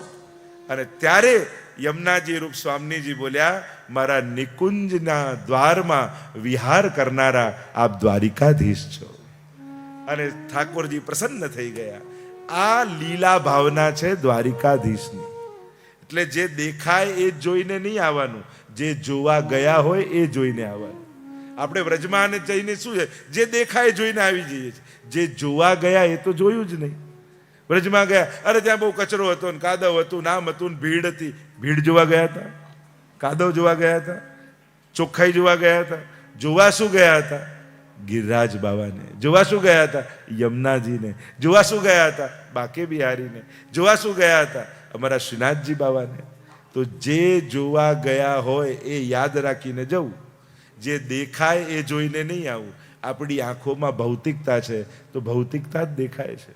આપણે જોવા જઈએ છીએ અલૌકિકતા, અને એટલા માટે દરેક વસ્તુની ભાવના આપણે ત્યાં કેમ છે? 3 ભાવનાઓ, ભાવના, સ્વરૂપ ભાવના અને લીલા ભાવના. આ દરેકનો વિચાર છે. ઝારીજી જુઓ તો ચાંદી નહીં જોવું, યમુનાજીને જોઈએ છે, હે ને?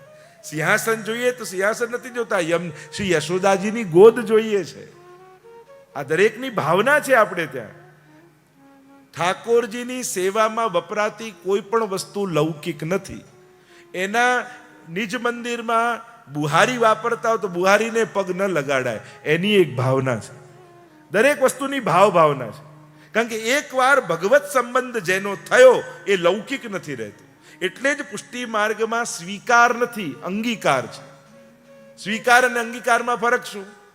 તમને કોઈ પ્રસાદ પેંડો આપ્યો અને તમે હાથમાં લઈ લીધો તો આ સ્વીકાર કર્યો કહેવાય. હવે તમે એને મૂકી પણ દો, ફેંકી પણ દો, બીજાને આપી પણ દો, તમે સ્વીકાર કર્યો, પણ એને અંગીકાર નથી કર્યો. અને સ્વીકાર કરેલું બીજાના ઉપયોગમાં આવી શકે, પણ એ જ પેંડો મુખમાં મૂકી દીધો તો એ તમારા અંગરૂપ થઈ ગયો. અને અંગરૂપ થઈ ગયો એટલે હવે તમે ને પેંડો જુદા નથી. પેંડો તમારામય થઈ ગયો, તમારા રૂપ થઈ ગયો. તો તમારા રૂપ થઈ જવું એને કહેવાય અંગીકાર. એટલે જે પણ વસ્ત્ર ધરો, સામગ્રી ધરો, શૃંગાર ધરો, સાજ ધરો, એકવાર પ્રભુ સંબંધ થયો એટલે પ્રભુ સ્વીકાર નથી કરતા, અંગીકાર કરે. એટલે કે પછી દરેક વસ્તુ જે પ્રભુના ઉપયોગમાં આવી એ પ્રભુ રૂપ બની ગઈ. તમે ભાવતાલ કરીને જારી ખરીદીને લાવો એ ચાંદીનું પાત્ર છે, ભરીને લાલ વસ્ત્ર લપેટીને ધરી હવે એ યમુનાજી છે. એટલે ચારીજી, બંટાજી બધામાં જી જોડી દો છો ને. ખરીદતા હતા ત્યારે ભાવતાલ કરતા હતા, હવે તો એટલા ભાવથી ભરો છો કારણ કે હવે યમુનાજીનો ભાવ પ્રભુએ અંગીકાર કર્યો. અને એટલે પુષ્ટિ માર્ગમાં પ્રભુ માટે વપરાતી દરેક વસ્તુ પ્રભુ રૂપ છે. એટલે આપણે ત્યાં વસ્ત્રજીની પણ સેવા થાય. તમારે ત્યાં સ્વરૂપ ન બિરાજતા હોય, તમે બહારગામ જાઓ, ઠાકોરજીની સાથે ન પધરાઈ શકો તો એમના પ્રસાદી વસ્ત્ર પધરાઈ જાઓ. પ્રભુના પ્રસાદી વસ્ત્ર પણ પ્રભુ રૂપ છે. એમને એકવાર જે સ્વીકાર કર્યો એટલે પ્રસાદ પણ પ્રભુ રૂપ છે. પ્રભુ જે આરોગ્ય મળ્યું ઠાકોરજી રૂપ કહેવાય. એનો અનાદર ન થાય કારણ કે પ્રભુ અંગીકાર, અંગ રૂપ બનાવી દે છે. ચીરહરણ લીલાનો આ જ પ્રસંગ છે ને. પ્રભુએ વસ્ત્રો લીધા, સ્પર્શ કર્યા અને પાછા આપ્યા, હવે તો ભગવદ રૂપ બની ગયા, પ્રભુ રૂપ બની ગયા. આ ફરક છે મર્યાદા માર્ગ અને પુષ્ટિ માર્ગમાં. તો આમ દ્વારિકાધીશ નિકુંજ નાયક છે. અને આમ જે દર્શન તમે કરો 4 આયુધ, એ તો આયુધ હવે આયુધ રૂપે નહીં, શ્રીઅંગ રૂપે જોવાના. સ્વામીજીનું મુખારવિંદ, હસ્ત, આપના ગ્રીવા આદિના દર્શન આપણે આયુધમાં કરીએ છીએ. આ રાસના સ્વરૂપો છે બધા. આ 8 સ્વરૂપ છે ને એ મહારાસના સ્વરૂપો છે. તો આવું દ્વારકાધીશની લીલા ભાવના છે. આપણે ત્યાં પદ સાહિત્યમાં પણ તમે જોવા જાઓ તો બેઠે હરિ રાધે સંગ કુંજ ભવન અપને રંગ. નિકુંજમાં બિરાજ્યા છે ઠાકોરજી, સ્વામીજી બાજુમાં બિરાજ્યા છે. અને સ્વામીજી કેવા છે? સકલ કલા ગુણ નિધાન, સકલ કલા ગુણ નિધિ છે.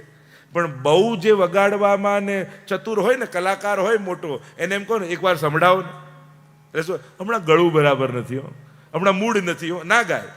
પણ એની આગળ જો ખોટું ગાઓ તો પછી સહન ના થાય. ઠાકોરજીએ સ્વામીજીને વિનંતી કરી કે આપ કેટલી સુંદર વેણું વગાડો છો, આપ વગાડો ને હું સાંભળું, એવું કંઈક કરો ને.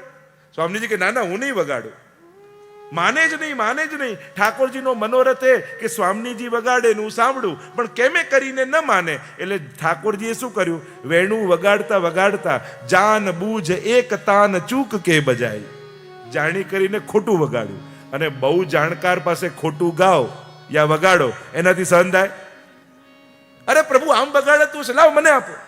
આમ કરીને વેણું લઈ લીધી અને વહી તાન ફિર સુનાઈ, અને સ્વામીજી એ જ તાન વગાડી અને ઠાકોરજી એટલા રાજી થઈ ગયા. ભલે ભલે જુ લાલ રીજ દઈ અંકમાલ, પોતાની માળા ઠાકોરજીએ સ્વામીજીના કંઠમાં ધરાવી. આવી નિકુંજની અનેક પ્રકારની લીલાઓ છે.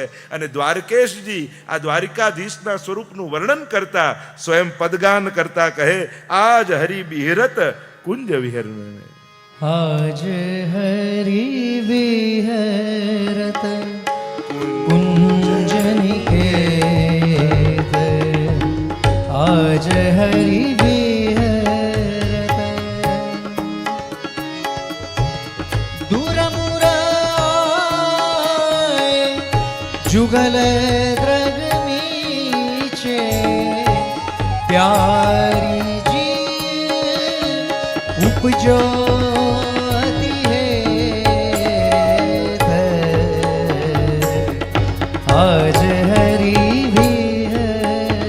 દ્વારકાધીશનું સ્વરૂપ એ આંખ મિચોલી લીલાનું સ્વરૂપ છે. પ્રભુ અનેકવિધ પ્રકારની લીલા કરે છે, એમાં આમની લીલા ભાવના છે આંખ મિચોલી લીલા. આજે પણ દ્વારકાધીશ કાંકોલીમાં બિરાજે છે અને એ જ પ્રકારથી સેવા, જે રીતે મહાપ્રભુજીના ઇતિહાસના ક્રમમાં તમે જોવા જાઓ તો આમની સેવા તો સ્વયં બ્રહ્માજીએ કરી છે. અને ત્યારથી લઈને એક દિવ્ય પરંપરા આવી. નારાયણદાસ દરજીને ત્યાં પધાર્યા અને દામોદરદાસ સંભલવાળાને ત્યાં દ્વારકાધીશની સેવા બિરાજી. રાજ સેવા જે ક્રમ છે એ દામોદરદાસ સંભલવાળાએ કર્યો. અનેક પ્રકારની વાર્તા સાહિત્યમાં એમની વાર્તા, દામોદરદાસ સંભલવાળાની વાર્તા વાંચશો તો તમને ખ્યાલ આવશે કેવી ભાવતી સેવા. આટલા મોટા નગર શેઠ હતા, જાતે જલ ભરવા જાય અને જાતે જલ ભરવા ઠાકોરજીનું જાય, એટલો દાસ ભાવ એમને. સસરાજી દુકાને બેઠા, એમને થાય કે મારો જમાઈ નગરનો શેઠ અને ચાકર બની અને આ રીતે ઠાકોરજીનું જલ ભરવા જાય છે. આવીને કહ્યું કે તમે આવું કરો છો તો મને શરમ લાગે છે. બીજા દિવસે પોતાની પત્નીને પણ ભેગા લઈ ગયા. સસરાએ કહ્યું તમે એકલા જાઓ એ પૂરતું છે, આને તો રહેવા દો. કહ્યું દાસને સેવામાં શેની શરમ? સેવા એ તો સૌભાગ્યથી મળે છે. એક વસ્તુ યાદ રાખજો વૈષ્ણવ, ઠાકોરજીને લગતી કોઈ પણ સેવા મળે. જો ઘણીવાર છે ને આપણે આપણો અહંકાર તોડી નથી શકતા, પણ બીજા લોકો તોડે એના કરતા આપણે આપણી જાતે જ તોડી દેવું. અને કઈ રીતે તોડવો? જે સેવા કરવામાં તમને શરમ આવે ને એ માંગીને લઈ લેવી. કારણ કે ઈગો હર્ટ થાય ને, આપણે લોકોને શું સેવા પણ એના સ્ટાન્ડર્ડ પ્રમાણે જોઈએ. કારણ કે આપણા સ્ટાન્ડર્ડની આ કરીએ બરાબર, આપણે કોઈ બુહારી કરતા થોડી સારા લાગીએ. સેવામાં દરેક વસ્તુનું ગૌરવ હોય, કારણ કે તમે ઠાકોરજીની સેવા કરી રહ્યા છો.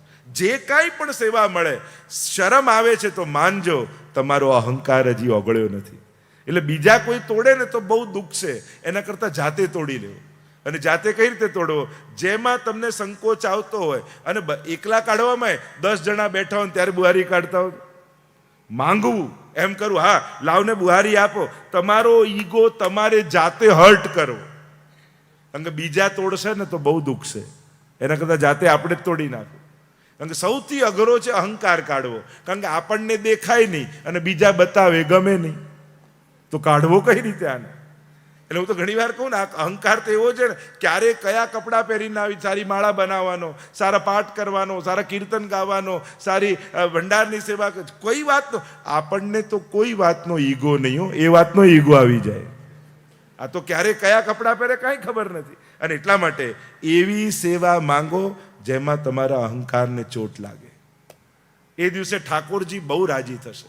કારણ કે પ્રભુ બધું ચલાવી લે, કોઈનો અહંકાર નથી ચલાવી લે. પેલી રાણી આવી ને કે હું તો આટલી રાણી, હું એકલા દર્શન કરું, છત્ર ચમર ચાદર ઓઢીને કરું. અને મહાપ્રભુ તો દયાળુ, ઠીક છે તમે કરો, પણ શ્રીનાથજી કોઈનું ચલાવે? બીજું રૂપ ધારણ કરી સાંકળ ખોલી દીધી, 12,000ની ભીડ હતી, એવું ટોળું આવ્યું કે એકે કપડું ના રહ્યું. અને પરમાનંદાસજી કીર્તન ગાય, કોણ યહ ખેલવે કી બાની. અરે આ રીતે રમાય? મહાપ્રભુજી કે ઠાકોરજીની લીલામાં ક્યારે શંકા નહીં કરવી, એમ કેવું ભલી યહ ખેલવે કી બાની. ઠાકોરજી તો કૃપા જ કરે છે. અને એટલા માટે ગમે તેવા પાપ કર્યા હશે ને તો ભગવાનના ધામના દરવાજા ક્યારે બંધ નહીં થાય. ગમે તેવા પાપી હોય, પણ અહંકારી માટે ક્યારે દરવાજા ખુલતા નથી. અને એટલા માટે અહંકારથી બચવું. પાપ ક્ષમા ભગવાન કરી દેશે, અહંકારની ક્ષમા બહુ અઘરી છે. અહીંયા થયું કે જે ચર્ચા આપણે કરી રહ્યા છીએ કે સેવા કરવામાં જલ ભરીને લાવતા અને એવી ચાકરી કરતા. એકવાર સવારના સમયે જ્યાં દ્વાર ખોલ્યું, જોયું તો બિલાડી સૈયા બગાડીને જતી રહી. અને ત્યારે નાની નાની વાર્તા તમને કહું છું, વાર્તા પ્રસંગો બહુ સુંદર છે, ઘણા છે. અને ત્યારે એમનાથી એટલું બોલાવ્યું, આટલા મોટા આપ ઠાકોરજી છો અને પોતાની સૈયા સાચવી શકતા નથી. ત્યારે ઠાકોરજીએ કહ્યું, સેવક તું છું કે હું છું? હું તો સ્વામી બનીને આવ્યો છું, આ જવાબદારી તો તારી છે. પ્રભુ નારાજ થઈ ગયા. અનેક અનેક પ્રકારની એવા સુંદર રીતે સેવા કરતા દામોદાસ સમલવારાની વાર્તા એટલી અદ્ભુત છે. અને દ્વારકાધીશને ખૂબ લાલ લડાવ્યા અને દ્વારકાધીશ ગુસાઈજીને ત્યાં પધાર્યા. અને જ્યારે પધાર્યા ત્યારે પોતાનું જે કાંઈ પણ હતું, કારણ કે છોકરો આસુરી જ નીકળ્યો બાળક, અને એમ થયું કે મારું બધું ધન તો ઠાકોરજીનું છે અને મારું ઠાકોરજીનું ધન એ કોઈ મોજશોખમાં બાળકો ખર્ચી નાખે એના માટે તો આ ધન હતું નહીં. એટલે ઠાકોરજીની સાથે નાવમાં બધું જ પોતાનું ધન પધરાવી અને ગુસાઈજીના ઘરે પધરાવી દીધું. અને આ રીતે પધાર્યા ગુસાઈજીને ત્યાં. પોતાના તૃતીય લાલજી બાલકૃષ્ણલાલજીને ત્યાં દ્વારકાધીશની સેવા પધરાવી. અને આજે કાંકરોલીમાં એ આનંદથી બિરાજી રહ્યા છે. અનેક પ્રકારની પ્રસંગો તો દ્વારકાધીશના અનેક પ્રકારના છે, પણ એ બધા પ્રસંગો લેવા સંભવ નથી. દ્વારકાધીશને વંદન કરીએ. બોલો દ્વારિકાધીશ કી જય. ચોથું સ્વરૂપ શ્રી ગોકુલનાથજીનું. આજે પણ ગોકુલમાં બિરાજે છે ગોકુલનાથજીનું સ્વરૂપ. જમણા એમના સ્વરૂપની જો લીલાના દર્શન આપને કરાવું તો આપ ચતુર્ભુજ સ્વરૂપ છે ગોકુલનાથજીનું. અને આપ ગૌરવર્ણના છે, ગૌરવર્ણના ચતુર્ભુજ સ્વરૂપે શ્રી ગોકુલનાથજી બિરાજમાન છે. જમણા હાથથી ગિરિરાજ બાવાને ધારણ કર્યા છે. શ્રીનાથજીનો ડાબો હાથ ઊંચો છે ને, તો એમ કહેવામાં આવે કે જ્યારે ગિરિરાજજીને ધર્યા ઠાકોરજીએ ત્યારે સૌથી પહેલા જમણા હાથથી ઉચક્યા અને પછી વામ ભુજાની કનિષ્ઠા ઉપર ધારણ કર્યા. એટલે જમણા હાથથી ગિરિરાજ બાવાને ધારણ કરેલા છે.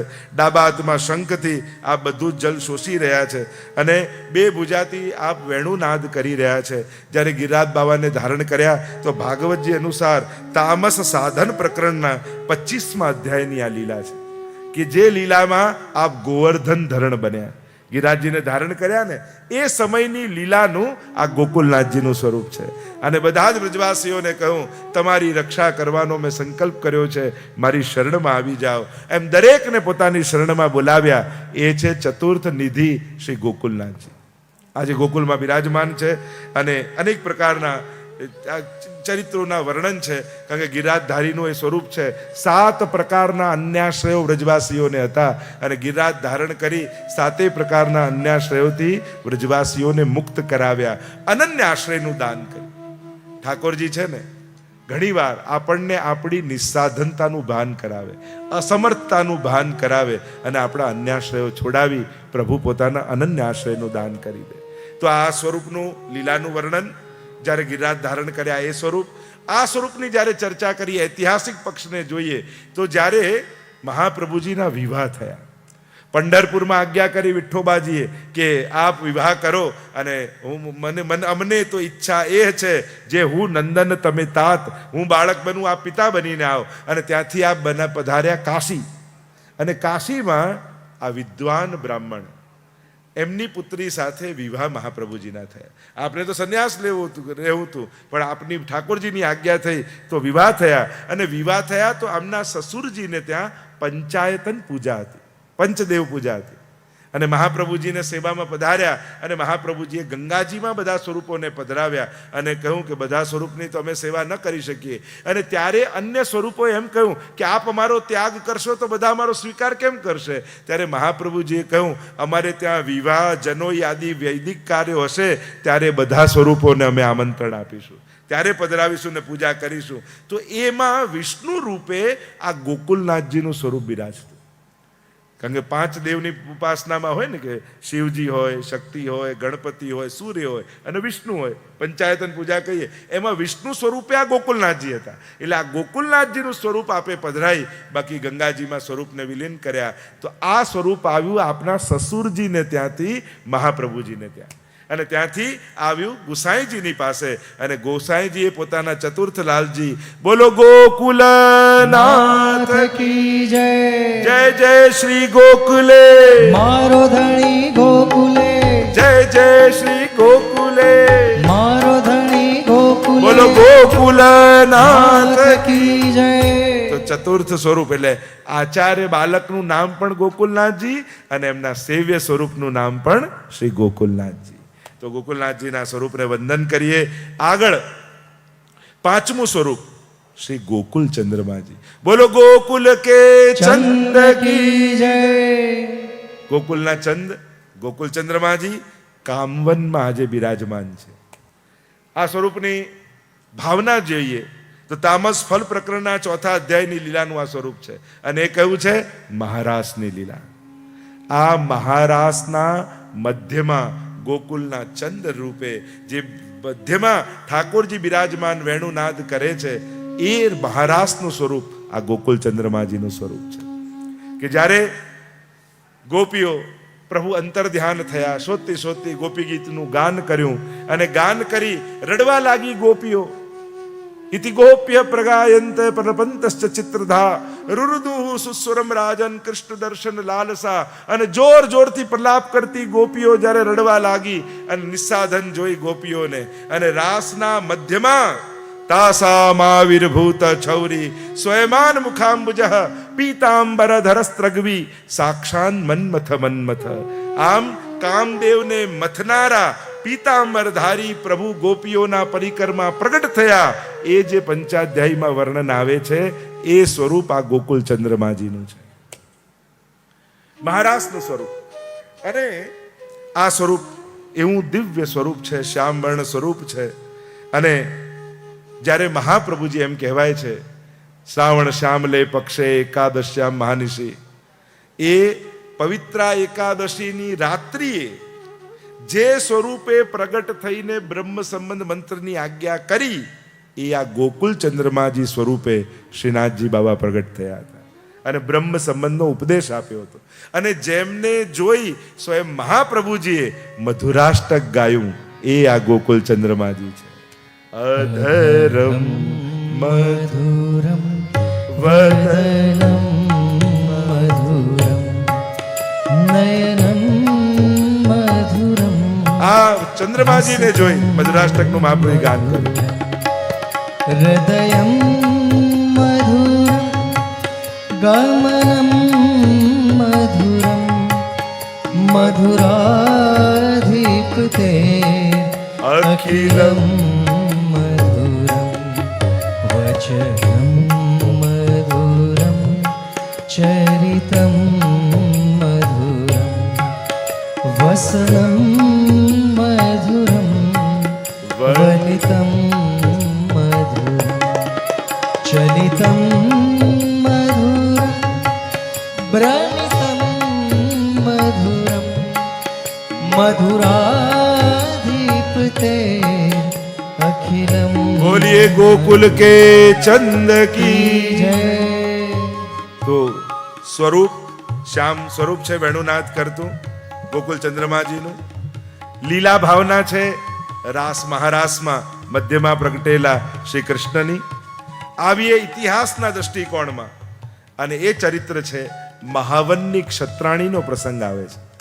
આ મહાવનની ક્ષત્રાણી મહાપ્રભુજીના સેવક થયા. યમુનાજીના તટ ઉપર એકવાર ગયા તો એમને 4 અલૌકિક સ્વરૂપોની યમુનાજીમાંથી પ્રાપ્તિ થઈ, અને એ સ્વરૂપો મહાપ્રભુજીએ જુદા જુદા વૈષ્ણવના માથે પધરાવ્યા. અને 4 સ્વરૂપોમાં પહેલું નવનીત પ્રિયાજીનું સ્વરૂપ, જે નવનીતલાલ શ્રીનાથજી ત્યાં બિરાજે છે ને, એ ગજ્જન ધાવનને પધરાવ્યું. કેવી સુંદર વાર્તા ગજ્જન ધાવન. કોડો કરતા શ્રી નવનીતલાલ, અને ઘોડો હાથી બનાવે અને એના ઘૂંટણિયા છોલાઈ જાય, અને કહે લોહીની ધાત હોય. કોઈએ કહ્યું કે ઠાકોરજીને કહી દો આમ છોલાય છે. કહ્યું આ દેહ સેવામાં ઘસાય ને તો જ એમાંથી વૈષ્ણવતાની સુગંધ નીકળે. પ્રભુ કૃપા કરી રહ્યા છે. અને એવા આસક્તિ એમને થતી કે જો થોડા પણ દૂર થાય તો મૂર્છિત થઈને પડી જતા. એવા ગજ્જનના અદ્ભુત વાર્તા છે. તો એ નવનીતલાલ મળ્યા. આ એ 4 સ્વરૂપો એક સાથે સ્વયંભૂ યમુનાજીમાંથી પ્રાપ્ત થયા મહાવનની ક્ષત્રાણીને. બીજું સ્વરૂપ છે ગોકુલ ચંદ્રમાજીનું. અને એ સ્વરૂપ શ્રી મહાપ્રભુજીએ નારાયણદાસ બ્રહ્મચારીને પધરાવ્યું. ત્રીજું સ્વરૂપ લાડલેશજી જે જીએ દાસ ક્ષત્રિયને પધરાવ્યું. અને ચોથું સ્વરૂપ લલિત ત્રિભંગી જે દેવા કપૂરને પધરાવ્યું. આ 4 સ્વરૂપ પ્રાપ્ત થયા જે 4 વૈષ્ણવની વાર્તાના પ્રસંગમાં આવે છે. તો આ નારાયણદાસ બ્રહ્મચારીને ગોકુળ ચંદ્રમાજીનું સ્વરૂપ બિરાજમાન કર્યું. સ્વયં વિરક્ત છે કે કહેવાતું કે સવારે ઉઠતા ને તો એમના પલંગ પાસેથી રત્નો નીકળતા અને તુરંત એની ભત્રીજીને બોલાવીને કહેતા આ બધું ધોઈ નાખ, અહીંયાથી બધું ફેંકી દે બહાર, આ બધું તો બગાડ છે, મન બગડે ને મન ઠાકોરજીમાંથી આમાં જાય. અને જ્યાંથી રત્નો નીકળતા ત્યાં ગોબરનું પોતનું કરાવતા. અને વાર્તા પ્રસંગ આવે છે ને કે મહાપ્રભુજી બાજુના ગામમાં પધાર્યા, સમાચાર મળ્યો અને ગરમ ગરમ ખીર બનાવી હતી અને જવાની ઉતાવળ એટલે ગરમ ગરમ ખીર ગોકુળ ચંદ્રમાજીને ભોગ ધરી દીધી અને પોતે નીકળી ગયા. અને ગોકુળ ચંદ્રમાજી મીઠી ખીર જો ભાવે લાલ કો મીઠી ખીર ભાવે, ઠાકોરજીને ખીર બહુ પ્રિય છે એટલે તુરંત પહેલો હાથ નાખ્યો ચંદ્રમાજીએ ખીરમાં અને એટલી ગરમ કે ઠાકોરજી આમ હાથ છટક્યો અને મોઢા પર જ્યાં મૂક્યો તો આજે પણ ચંદ્રમાજીની આંગળીઓ દાઝી ગયેલી છે. આજે પણ જે સ્વરૂપ બિરાજે છે ને તે આજે પણ લાલ લાલ છે, કારણ કે ગરમ ગરમ ખીરમાં. અને ત્યારથી કહ્યું કે ખીર ગરમ ઠાકોરજીને નહીં ધરવી. પ્રભુને જે બહુ પ્રિય વસ્તુ હોય ને એ બહુ ઉકળતું ઠાકોરજીને નહીં ધરવું, કારણ કે બહુ પ્રભુને પ્રિય હોય ને સ્પર્શે તો દાઝી જાય ઠાકોર. અને ત્યારથી ખીર પણ અનસખડીમાં આવે એમ કહ્યું, કારણ કે ભાત બનાવીને દૂધમાં પધરાવો તો એ સખડી ખીર કહેવાય, પણ ચોખા દૂધમાં જ ઉકાળો તો એ અનસખડીની ખીર કહેવાય. તો આપણે ત્યાં એ ખીર અનસખડીમાં સિદ્ધ કરી અને પછી ધરવામાં આવે એવો પણ એક ભાવ ત્યાં ગોકુળ ચંદ્રમાજી એકવાર એટલા સુંદર શૃંગાર કર્યા અને એવી શોભા ગોકુળ ચંદ્રમાજીની લાગી રહી હતી. તો નારાયણદાસે કહ્યું કે બાબા ये ઘટા કહાં બરસેગી. આજે તો જાણે આપ મેઘ શ્યામ બનીને કેવા શોભી રહ્યા છો. અને ત્યારે આપશ્રીએ કહ્યું કે ગુસાઈજીના પંચમલાલજી રઘુનાથજી પર બરસેગી. આપ ક્યાં બિરાજશો કે કૃપા તો એમના પર થઈને થવાની છે. ત્યારે સંકેત કર્યો અને નક્કી કર્યું. અને એટલા માટે લાલજીઓએ ઠાકોરજીને પસંદ નથી કર્યા, ઠાકોરજીએ લાલજીઓને પસંદ કર્યા છે કે મારે આમને ત્યાં બિરાજવું છે, આમને ત્યાં બિરાજવું છે, આમને ત્યાં. તો ચંદ્રમાજીએ પસંદ કર્યા રઘુનાથજીને. કાલે રઘુનાથજીની ગાથા ગાઈશું. કેવા કેવા આપણા આચાર્યો, કેવા મહાન આચાર્યો છે હિન્દુ ધર્મના, એની ચર્ચા આપણે કરીશું. તો આમ એકવાર ઠાકોરજી ખૂબ પ્રસન્ન છે. અશક્ત શરીર થઈ ગયું છે નારાયણદાસજીનું, સેવા થઈ શકે એમ નથી.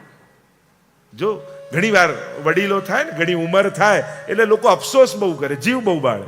હવે પહેલા જેવી સેવા થતી, હવે પહેલા જેવા રહ્યા જ નથી તો પહેલા જેવી ક્યાંથી થાય? હવે નીચે નથી બેસાતું તો ખુરશીમાં બેસો, ઠાકોરજીને ઉપર પધરાવો, બાજોટમાં બેસો. રડવા કરતા વ્યવસ્થાઓ કરો. નહીં તો ઘણી વાર અમુક વાર ઉંમર મોટી થાય ને એટલે જીવ બાળવાની આદત પડી જાય, એટલે દરેક વાતમાં જીવ જ બાળ્યા કરે. આ આદતથી બચજો મોટી ઉંમરે. હવે આમ નથી થતું, આમ નથી, પછી રડવાની આદત પડી જાય. દરેક વાતમાં કાંઈક ને કાંઈક ગોતીને જીવ પાડવાની આદત પડે. પછી વ્યવસ્થા કરતા શીખો. પહેલા જેવું નથી થતું, બેસો વલ્લભકુલ પાસે વાત કરો. જેવો પહેલા જેવું નથી, શું કરું? બધાના રસ્તા છે, દરેકના રસ્તા છે કરવું હોય તો, પણ ખોટા ખોટા જીવ નહીં બાળવાના. પ્રભુ આગળ પડેલું મોઢું ને ચડેલું મોઢું લઈને ક્યારે નહીં જવું, ખીલેલું મોઢું લઈને જવું. કારણ કે આપણો પહેલો શણગાર આપણો ચહેરો છે. જોજો તમે મૂડમાં નહીં હો ને, ગમે તેટલા સજ્યા ધજ્યા, નવી સાડી, નવા વસ્ત્ર કપડાં પહેરી, સૂટ બૂટ પહેરી, તો જેને મળશે ને કેમ આજે મૂડમાં નથી લાગતા. કોઈ સૂટ નહીં જુએ, કોઈ સાડી નહીં જુએ, બધા ચહેરો જોશે. અને એનાથી ઊંધું સાવ આજે લગર વગર ઉતાવળમાં નીકળી ગયા, પણ આ મૂડમાં હશો ને, આજે તો બહુ મૂડમાં લાગો છો. લોકો પહેલો શણગાર તમારો ચહેરો છે. અને એટલા માટે સેવામાં જાઓ શું પહેર્યું છે પછી જોજો, કથામાં જાઓ શું પહેર્યું છે પછી જોજો. સૌથી પહેલા અરીસામાં ચહેરો જોજો કે ઠાકોરજીને બતાવવા લાયક છે કે નહીં, કારણ કે એ જ પહેલો શણગાર છે. તો ચડેલો, પડેલો, ઉતરેલો એના કરતા ખીલેલો ચહેરો લઈને જવું. અહીંયા નારાયણદાસ જુએ છે અને પૂછે છે, બાબા આજે આપ મારા પર બહુ પ્રસન્ન છો. હા. તો ઠાકોરજીએ કહ્યું, માંગ, તું માંગે આપું. ત્યારે નારાયણદાસે કહ્યું કે હવે સેવા અને શરીર આપની પ્રસન્નતાને લાયક નથી રહ્યા. હવે આ શરીરથી આપને સુખ આપી શકું એમ નથી, એટલે આપ માંગવાનું કહો તો એટલું જ માંગુ છું, આપ ગુસાઈજીના ઘરે જઈને બિરાજી જાઓ. અને જ્યારે આ માંગ્યું ત્યારે ચંદ્રમાજી અને આગળનો પ્રસંગ છે, ગુસાઈજીને ત્યાં પધાર્યા અને એમની સેવા રઘુનાથજીના માથે પધરાવી. બોલો ગોકુલ કે ચંદ કી જય. અને આમ ગોકુલ ચંદ્રમાજીને વંદન કરીએ. કામવનમાં આજે બિરાજે છે અને ત્યાં સર્વ પર આનંદ વર્તાવી રહ્યા છે એવા ગોકુલ ચંદ્રમાજી છઠ્ઠા સ્વરૂપ છે. બોલો બાલકૃષ્ણ લાલ. લાલ કી જય. આ બાલકૃષ્ણલાલજીનું સ્વરૂપ અંગુષ્ઠ માત્ર જેટલું સુરતમાં બિરાજે છે એવું દિવ્ય સ્વરૂપ છે આ બાલકૃષ્ણલાલજીનું. એના સ્વરૂપની લીલાની અનેક પ્રકારની ચર્ચાઓ આપણે ત્યાં આવે છે. એક ભાવ એ છે કે આ બાલકૃષ્ણલાલજીનું સ્વરૂપ એ કર્ણવેદ કૂપની પાસેથી પ્રાપ્ત થયેલું સ્વરૂપ છે. એની ભાવના છે શકટભંજન લીલાની. શકટભંજનનો ભાવ બાલકૃષ્ણલાલજીનો છે. એક ભાવ પૂતના વધની લીલાનો છે. પૂતના સુપયપાન રક્ષિતા શેષ બાલક, એ રીતે પણ વંદન કરવામાં આવે છે. કારણ કે પૂતના વધની લીલા પ્રભુએ 6 દિવસના હતા ત્યારે કરીને, તો એટલા બાલકૃષ્ણલાલ અંગુષ્ઠમાં દૂરથી તો દર્શન પણ ન થાય એવા સુંદર સ્વરૂપ. અને કહેવાય છે કે મહાપ્રભુજીની સાથે આ સદા માટે બિરાજ્યા છે. કારણ કે એક સ્વરૂપ આની ભાવના એ કહેવામાં આવે છે કે આ ભાવના શકટભંજનનું, તૃણાવર્ત વધનું લીલાનું અને પૂતના વધની લીલાનું છે. પૂતના એ અવિદ્યાનું સ્વરૂપ છે અને ભગવાને અવિદ્યાને નાશ કર્યો છે. અને પૂતના વધની લીલા બહુ અદ્ભુત લીલા છે. ધાતૃ ચિતામ તતોન્યમ કંવા દયાલુ શરણમ બ્રજેમ. કહ્યું કે આ લીલા એવી છે કે મારવા આવેલી પૂતનાને પણ ઠાકોરજીએ માની ગતિ આપી છે, એવી આ લીલા છે. તો વિચાર કરો, કુભાવ જેને છે એને આ લીલા દ્વારા ભગવાન પોતાની માની ગતિ આપે તો અભાવથી પણ કરશો ને તો કરેલી સેવા ક્યારે નકામી નહીં જાય. પ્રભુની કરેલી સેવા ક્યારે પણ નિષ્ફળ નથી જતી. આ એવો ભાવ કહેવામાં આવે છે કે શ્રી મહાપ્રભુજી પોતાના પૂર્વજો દ્વારા આ પ્રાપ્ત થયેલું સ્વરૂપ છે. અને મહાપ્રભુજીને ત્યાં પધાર્યું અને પોતાના છઠ્ઠા લાલજી શ્રી યદુનાથજીને પધરાવ્યું. એમના માથે કલ્યાણરાયજી અને મુકુંદરાયજી પણ બિરાજ્યા. એ પણ છઠ્ઠા સ્વરૂપે વંદનીય છે. એમની પણ સ્વરૂપની બહુ સુંદર ભાવનાઓ આપણે ત્યાં સ્વરૂપની માનવામાં આવી છે. આ સ્વરૂપ અનેક પ્રકારથી લીલાઓના વર્ણન છે. સ્વરૂપ સુરતમાં બિરાજે છે. સ્વરૂપને આપણે વંદન કરીએ. બોલો બાલકૃષ્ણ લાલ કી જય. સાતમું સ્વરૂપ શ્રી મદન મોહનલાલજીનું. અને આ સ્વરૂપની લીલા, નામ રૂપ લીલા અને ધામ મદન મોહન. મદન એટલે કામ અને એને પણ મોહિત કરનારા એ મદન મોહનલાલ છે. પ્રભુ સાક્ષાત મન્મથ છે પંચાધ્યાયમાં. કારણ કે 5 અધ્યાયમાં રાસમાં કામદેવ સાથે ભગવાનનું યુદ્ધ ચાલી રહ્યું છે. તો 5 બાણ 5 અધ્યાયમાં ભગવાને નિરસ્ત કર્યા. અને દેવ દમન શ્રીનાથજી નામ છે ને, દરેક દેવોનું દમન કર્યું છે. તો ત્યાં ઇન્દ્રનું દમન કર્યું, બ્રહ્માજીનું દમન કર્યું, વરુણનું દમન કર્યું. તો રાસ પંચાધ્યાયમાં કામદેવનું દમન કર્યું. અને એટલે આપનું નામ છે મદન મોહન. એ કામદેવને પણ મોહિત કરનારા છે, એનું પણ દમન કરનારા છે. એવા શ્રી મદન મોહનલાલજી 2 સ્વામીજી સહિત બિરાજમાન છે. આ છે એક ભાવના આ સ્વરૂપની કહી છે કે ઠાકોરજી 2 હસ્તથી વેણુનાદ કરી રહ્યા છે. અને 2 સ્વામીજી, એક સ્વકીયા અને બીજા પરકીયા, શ્રુતિરૂપા અને ઋષિરૂપા, આ બંનેના અધિષ્ઠાતી રૂપે 2 સ્વામીજી બિરાજમાન છે. આપણે ત્યાં એટલે જ ઘણા સ્વરૂપો સાથે 2 સ્વામીજીનો ભાવ આપણે ત્યાં કહ્યો. કારણ કે 2 પ્રકારના મુખ્ય શ્રુતિરૂપા અને ઋષિરૂપા એવા 2 પ્રકારના ગોપીજનોના સ્વામીજી બિરાજમાન છે. 10મ સ્કંદના ફળ પ્રકરણના 29 થી 33 અધ્યાયની આ લીલા છે એમ માનવામાં આવે. એક ભાવ છે કે આ લઘુરાસનું સ્વરૂપ છે, એવો પણ ભાવ કયો છે કે જ્યારે લઘુરાસનું દાન આપ્યું અને ત્યારે બંને પ્રકારના સ્વામીજીઓ બિરાજમાન છે અને પ્રભુ પછી અંતર ધ્યાન થયા. બીજો એક ભાવ એ છે કે જ્યારે રાસમાં પ્રભુ પ્રગટ થયા તો આ મહારાસની લીલાનું સ્વરૂપ છે, એવો પણ એક ભાવ. કારણ કે જ્યારે ઠાકોરજી વેણુના સ્વર ભરી અને ગોપીઓને મોહિત કરીને બોલાવી રહ્યા છે, એવો એક ભાવ આ મદન મોહનલાલજીનો ભાવ છે. જે ગૌર સ્વરૂપે બિરાજમાન છે, અત્યારે કામવનમાં સપ્તમ નિધિ રૂપે આ મદન મોહનલાલજીનું સ્વરૂપ બિરાજમાન છે. આ ક્યાંથી પ્રાપ્ત થયું? તો આ અતિ પ્રાચીન સ્વરૂપ છે. આપણે ત્યાં દ્વારકેશજી રચિત મૂળ પુરુષ નામનો ગ્રંથ છે અને એમાં મહાપ્રભુજીના પૂર્વજોથી લઈ વંશજો સુધીનું વર્ણન છે. અને એમાં મૂળ પુરુષમાં દ્વારકેશજી વર્ણન કરતા કહે છે, મૂળ પુરુષ નારાયણ યજ્ઞ શ્રુતિ અવતાર ભય સર્વજ્ઞ શાખા તૈતરીય ગોત્ર ભારદ્વાજ તૈલંગ કુલ ઉદિત દ્વિજરાજ. વર્ણન કરતા પૂર્વજોનું વર્ણન કર્યું છે. મૂળ પુરુષ નારાયણ યજ્ઞ એટલે મહાપ્રભુજીના 7મા પૂર્વજ યજ્ઞ નારાયણ ભટ્ટ કાંકરવાડ ગામ છે એનું વર્ણન કરતા કહ્યું, મૂળ પુરુષ નારાયણ યજ્ઞ શ્રુતિ અવતાર ભય સર્વજ્ઞ, સાક્ષાત વેદનો અવતાર છે. શાખા તૈત્રીય ગોત્ર ભારદ્વાજ, તૈત્રીય શાખા અને યજુર્વેદની તૈત્રીય શાખા, કૃષ્ણ યજુર્વેદની તૈત્રીય શાખાના બ્રાહ્મણ કુળમાં છે અને ગોત્ર ભારદ્વાજ કુળમાં પ્રગટ થયા છે. શાખા તૈત્રીય તૈલંગ કુલ ઉદ્વીત દ્વિજરાજ, તૈલંગ કુળમાં જાણે સાક્ષાત ચંદ્રમાનો પ્રગટ થયો છે. કાકરવાડ ગામમાં આ બધા દિવ્ય બ્રાહ્મણો રહે છે, સોમ યજ્ઞો કરે છે. અને વર્ણન કરતા દ્વારકેશજી આગળ વર્ણન કરે, દ્વિજરાજ તે હરિયાય પ્રગટે સોમ યજ્ઞ કિયો જવે કુંડ તે હરિ કરી માની જન્મ કુલ તુમ્હારે હવે ચકિત તત્ક્ષણ ભય સબ જન ऐसी अबलोन भई कवे सुनत ही मन हर फकीरो धन्य धन्य कहो सवे. કુંડ તે હરિ કહી બાની. યજ્ઞ નારાયણ ભટ્ટ જ્યારે સોમ યજ્ઞ કરી રહ્યા છે, છેલ્લી આહુતિ જ્યાં સમર્પિત કરી, અને એ સમયે આ યજ્ઞ કુંડમાંથી આ મદન મોહન લાલજી સ્વામીજી સહિત પ્રગટ થયા. એટલું પ્રાચીન આ સ્વરૂપ છે. જે સપ્તમ નિધિ મદન મોહન લાલજી છે એ સ્વયંભૂ યજ્ઞ નારાયણ ભટ્ટના સોમ યજ્ઞના યજ્ઞ કુંડમાંથી સ્વયંભૂ પ્રગટિત છે.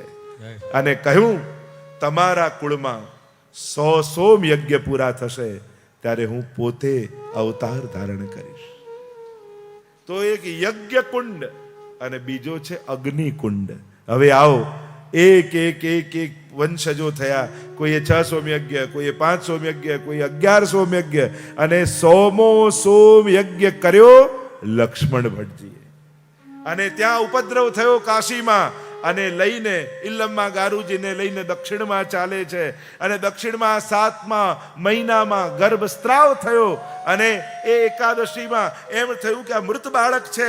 સમી વૃક્ષના બખોલમાં વસ્ત્ર લપેટી બાળકને મૂકી દીધું. ચહુડા ગામમાં આવીને નિવાસ કર્યો છે. રાત્રિના સમયે ત્યાં પ્રભુએ આજ્ઞા કરી. એ જ મદન મોહનલાલ પધાર્યા અને કહ્યું, યજ્ઞ નારાયણ ભટ્ટના યજ્ઞ કુંડમાંથી પ્રગટ થઈને મેં વચન આપ્યું હતું, તમારા કુળમાં 100 સોમ યજ્ઞ થશે ત્યારે હું પોતે આવીશ. તમે જે બાળકને મૃત જાણીને મૂકીને આવ્યા છે એ બીજું કોઈ નથી, એ મેં પોતે જ પ્રગટ થયા છું, મારો જ અવતાર છે. અને ત્યારે લક્ષ્મણ ભટ્ટજી પાછા આવ્યા છે, અને આવીને જુએ તો ચારે બાજુ અગ્નિના કુંડમાં એક સુંદર બાળક પડેલું છે. અને દ્વારકેશજી વર્ણન કરતા કહે, માર્ગ દિયો જાની જીય માતા. ચારે બાજુ અગ્નિ છે. ડર્યા, મને કોણ, મારું બાળક છે કે કોનું, કેમ ખબર પડે? ત્યારે કહ્યું લક્ષ્મણ ભટ્ટજીએ, ઇલ્લમા ગારુજી તમારું બાળક હશે તો અગ્નિ તમને માર્ગ આપી દેશે.